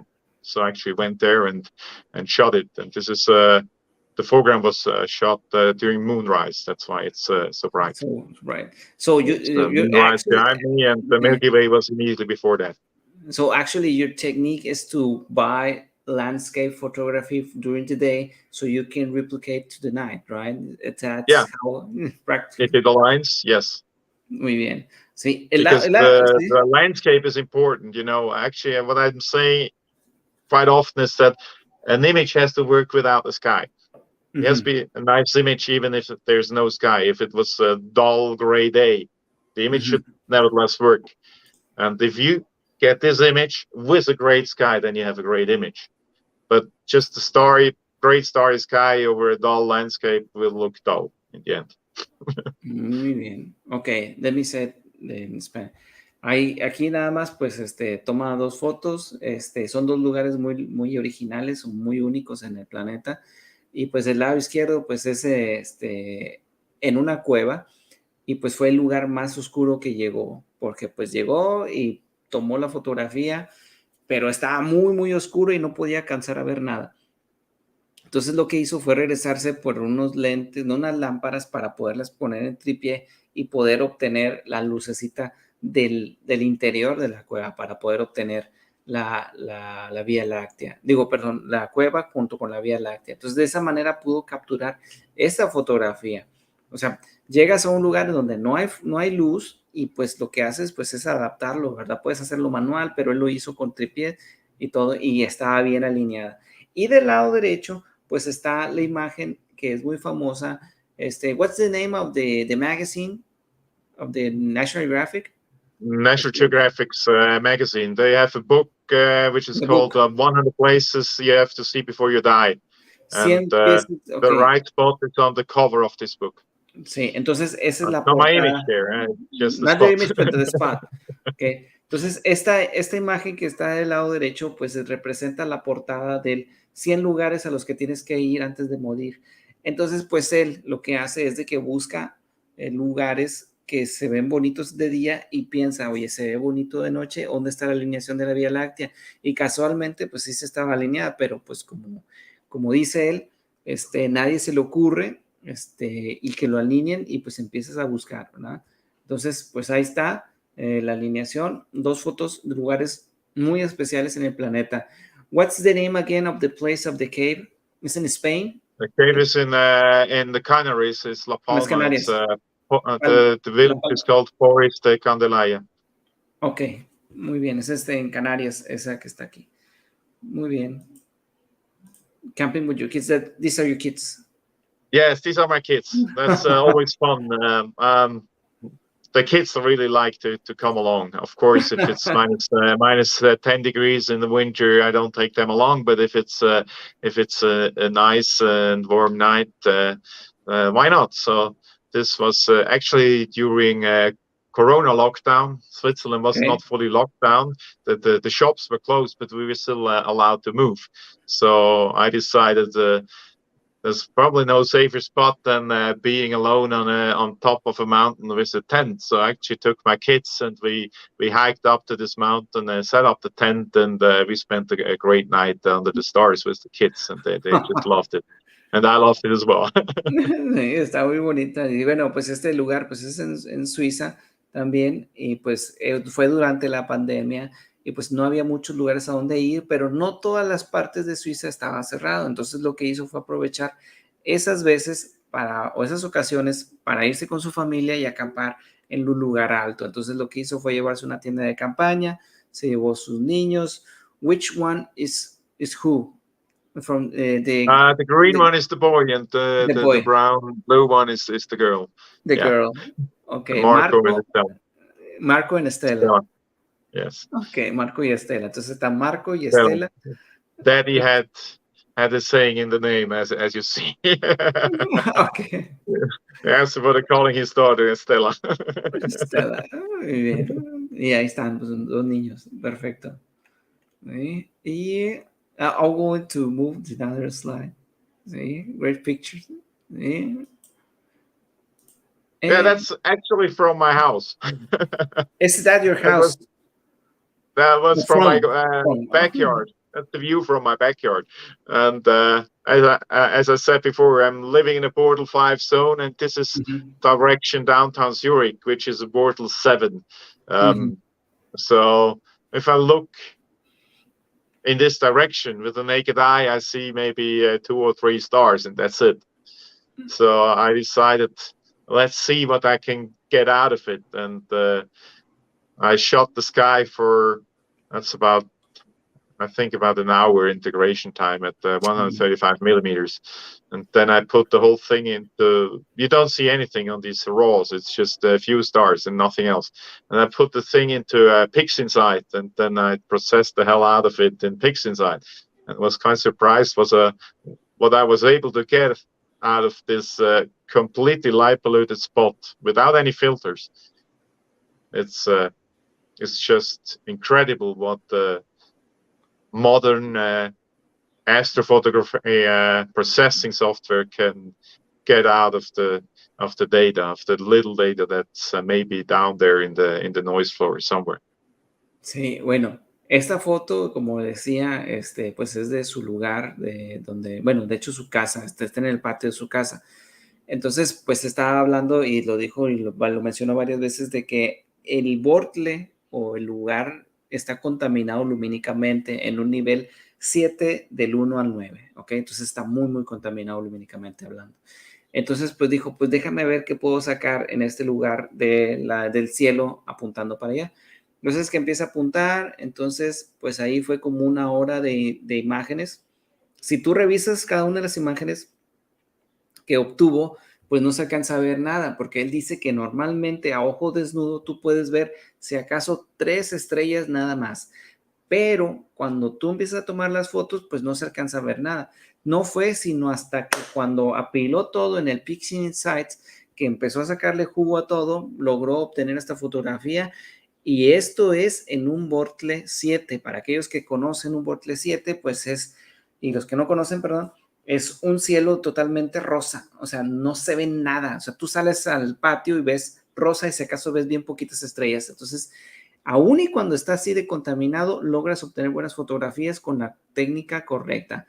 Entonces, pues esta es la fotografía que obtuvo desde el lugar. This is a picture that you took from your backyard, your house. You took about 1 hour and perhaps of images. You don't see a thing in the raw images, but Yes. it is not until you comply or Process it. in the Yeah. pixel side. Incredible what you can get out of it. Yes. Muy bien. Excelente. And shooting where roots, okay. Yeah, that's where my family comes from, this part of Switzerland. And as a kid, I went hiking there for hours. Sometimes I like it, sometimes a little bit less. But my parents just dragged us up those mountains all the time. And well, I'm dragging my kids up those mountains now. And this is one of those nights. I mean, it's light polluted. It's not the best sky there, but I just more or less every stone in these mountains has a story to tell for me. And then if you're connected to a place, then even if maybe the conditions are not the best, then it's just love the image. Because every image has a story, and for yes, me, it it's is. a Yes, it story does. that connects me to the A image. flat tire, perhaps we can Yes. see, I don't know. See? All the hardships you had to go through to get it, or maybe some nice people you met there when you were there, or stuff like this that makes the images rememberable. Esta imagen pues representa de dónde viene él y su familia y pues platica de que mucho de las cosas que él hacía cuando estaba chiquito pues es de que iba a esos pedazos de montaña, ¿verdad? Siempre iba, entonces era un lugar donde él jugaba, pasaba horas por allá jugando, digo, es como ir al patio, ¿no? Entonces, pues él se llevó a su familia también, pues para que pudieran disfrutar de cuando él estaba pequeño. Y algo de lo que él menciona, pues es de que pues, cada imagen tiene una historia, cada imagen tiene algo que recordar. Prácticamente lo que él menciona es de que cada pedazo de montaña tiene algo que recordar. Y eso es importante pues para que le des sentido a las fotos, que no nomás estés ahí tomando las fotografías. Y pues ahí está, ¿verdad? Esa es la foto. Está un poquito contaminado, dice, pero pues sin duda es un lugar muy bonito para pasar el rato ahí con su familia. Okay, very nice picture. The thing about the pictures is that you're telling the story about it, because if I see only the picture, I can say, okay, it's lovely. Now it makes more sense when you're talking about how do you take the picture and why did you took the picture, right? Yeah, that's back to the roots. Left, you saw this image, my first landscape astro shot, which I said didn't have much of a clue what I was doing. And actually in February this year, I was back at the same spot and I took my revenge at the place where I shot it again. You won't win. That's what I had in mind the first time. I wasn't able to achieve it. And 10 years later, I'm finally able to achieve my vision there, and it was feeling great that finally come to peace with that spot, because it's an awesome spot and I just destroyed it in my first try there. You didn't destroy it. You try but your best. Yeah, I did my Okay. best, which wasn't much back then. But Sí, y yeah, bueno. we have to start somewhere.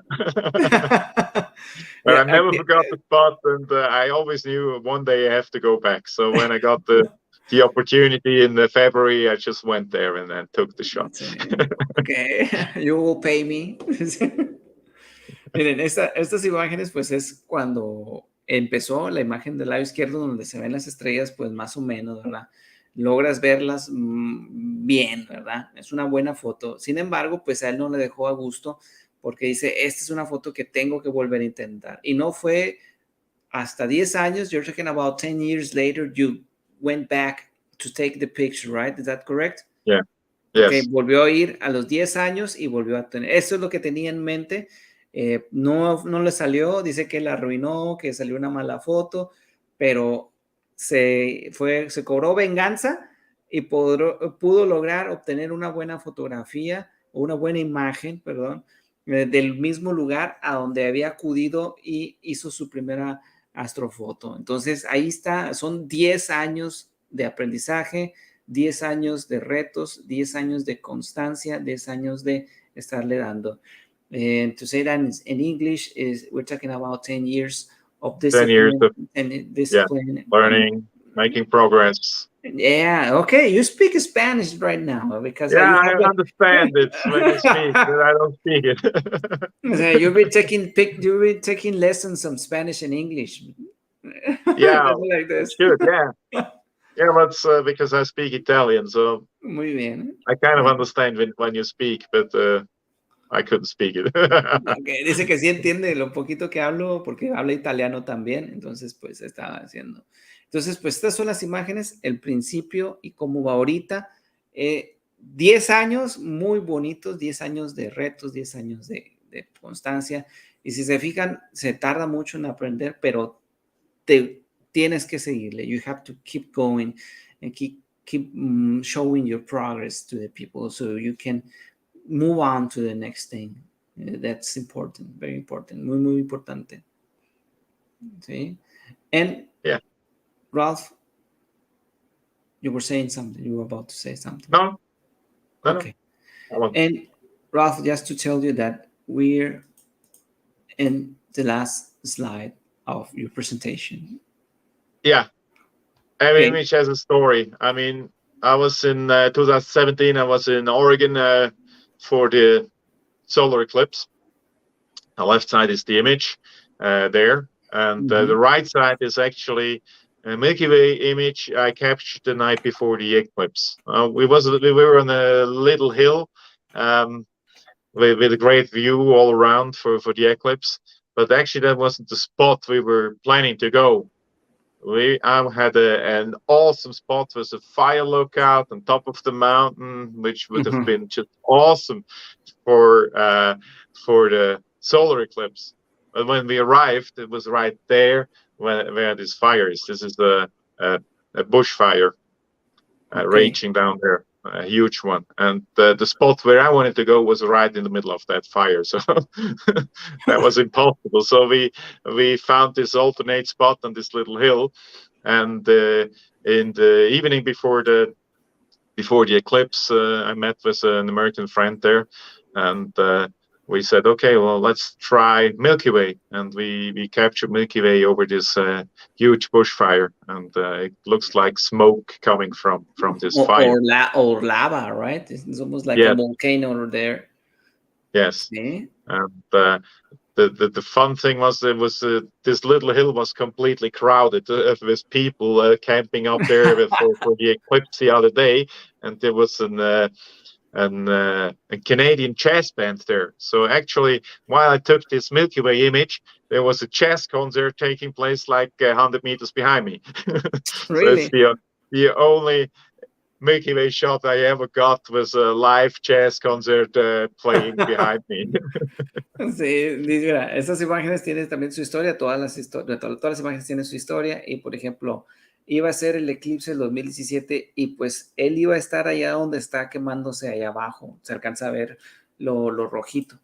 Entonces, pues lo que él hizo pues es de que se fue a mover, se tuvo que retirar del lugar para alejarse y ponerse ahí en la llanura, ¿no? Así en la planicie. Entonces, pues ahí dijo, pues bueno, vamos a tomarle foto a la Vía Láctea también. Logró también tomar una buena fotografía del eclipse, pero había mucha gente, todavía mucha gente. Y luego en la parte de atrás de la fotografía, pues había un torneo de ajedrez ahí, en donde pues estaban todos ahí, había muchas cosas, y pues logró obtener la fotografía, pero pues fue el primero donde tienen muchas cosas ahí en la imagen, ¿no? Y pues como les digo, cada foto tiene su historia y probablemente la veamos y, qué bonita, ¿verdad? Pero ya cuando te la platican y te dicen qué es lo que hay en cada foto, pues ya te hace sentido muchas de las cosas. Entonces, by the way, beautiful picture about the eclipse. We can see los mares, ¿verdad? Yes, yeah, that's actually the moon I shot during the eclipse. Yeah, so it's a quite complex image. It's like 24 different exposure times, which were made into one image. You see the Mars on the moon. You see the red protuberances on the sun, and then of course the corona. That was an awesome experience. It was my first and only eclipse so far, and it's definitely, if you have a chance to go see an eclipse, you do it. It's really impressive. Muy bien. Sí, I want to be in one of the 2024 here in Mexico. Yeah, that's close to where you are, huh? Yeah. Or you even in the past? Maybe? No, I don't know. No? I don't know. I don't know. I don't live there. I live like 2 hours from the pass. Okay. Yeah, Well, if I'll you be get the there. chance, go there. I want to. I will be there. Yeah. Sí. Dice que esa foto es la única foto que ha tenido del eclipse, que si tienen oportunidad de ir a un eclipse, pues vayan. Y pues me preguntó a mí que me eclipse y pues es en el 2024 cuando va a pasar. Entonces, entonces ahí está muy bien. Son 20 fotos, 20 pictures in one, muy compleja para poder hacer esta fotografía. Entonces, pues así logró obtener esta fotografía del eclipse. Se alcanza a ver toda la corona. Do you planning to go to another eclipse? Oh, yeah, we'll see. Maybe the 2024. Okay. Maybe we meet there. Probably I'd because love to, but it depends whether I get off from my job or not. We'll see. I will try for sure. Ask for vacation that day. Yeah, of course. You have to ask for since now. Yeah. Because it's going to be very, very crowded. Yeah. Well, here it was crazy. Like I said, it was in Oregon, and the totality was 150 kilometers wide, and it was like 6 million people driving into this totality zone only in Oregon. It was when it was over, it was the greatest traffic jam I ever saw. I was blocked for like 8 hours in the traffic jam. Muy bien. But it was worth it. Very good. En español nada más dice que pues hay que planear el eclipse con anticipación, porque sí se pone mucha gente. De hecho, yo le dije que se va a poner bastante gente, que lo fuera a pedir, que pidiera vacaciones para poder ir al eclipse. Y pues bueno, pues ahí donde estaba, pues sí había muchísima gente, ¿de acuerdo? Entonces, pues estas son las imágenes que ha estado mostrando. Acuérdense que es un ratote el que estuvimos aquí, prácticamente 2 horas y media con Ralf, pero ahorita vamos a ver qué. Ralf, that was your final slide, Ralf. Yes. I will tell you again, and thank you very much again for your time. Thank you again. Thank you for taking the time. For sharing your tips and your stories behind every picture. It's very remarkable to see what are the things that came up in that thing, and that flat tire in the Great Canyon is amazing. Yeah. Sometimes a flat tire is a good thing. Yeah, sometimes it is. See, I don't know if you want to say the final words before we end up the transmission. No sé si quieres decir las últimas palabras, Ralf, nada más para finalizar esta transmisión. Go ahead. Final words. If there's an astrophotographer looking at this transmission, then what I can say is just go out and have fun out there. I mean, I don't do this commercially. I do this for a hobby, and for me, the image has to have a story. If I had a fun night out there, I like the image. Even if it's not the best image I have, just go there and have fun. Enjoy the night. It's such a beauty to be out there under the starry skies. And unfortunately, light pollution is getting stronger and stronger all over the planet. And we just have to enjoy it as long as we still have the opportunity to do it. And, yeah, that's my advice to everybody. Just go there and do it. Muy bien. Dice que si hay algún astrofotógrafo que está viendo la presentación, pues es de que salgan, diviértanse, hagan una historia de cada una de las fotografías. Algo de lo que él también ha estado mencionando, pues es de que pues poco a poco se va perdiendo los cielos oscuros porque hay mucha contaminación lumínica, pero diviértanse, háganlo, y que saquen muy, muy buenas fotos. Y entonces, esto es lo que comparte Ralf. Y Ralf, in the name of Glaretum, I'll thank you very much for your time again and again. I will always want to appreciate the time, because we are very few people, astrophotographers, that trying to capture the universe. So thank you again. So, Ralf, you're very welcome. Thanks for giving me the chance to talk to your followers. Thank you. See, and your social media, Ralf, is Skypointer 2000. Skypointer 2000. Okay. Yes, you find me on Instagram, Facebook, and Flickr.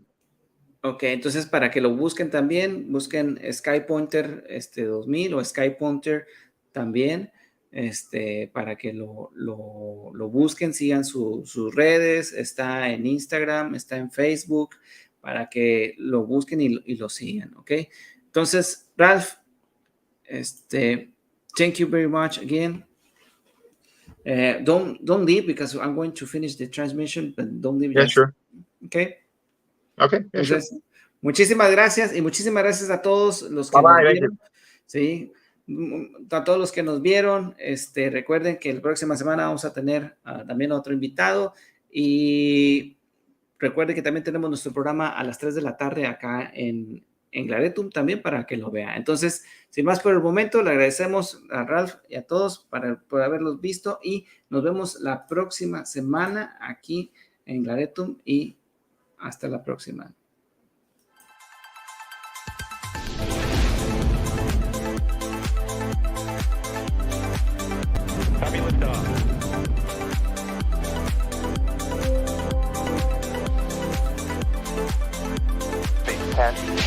Still SSO for main engine start.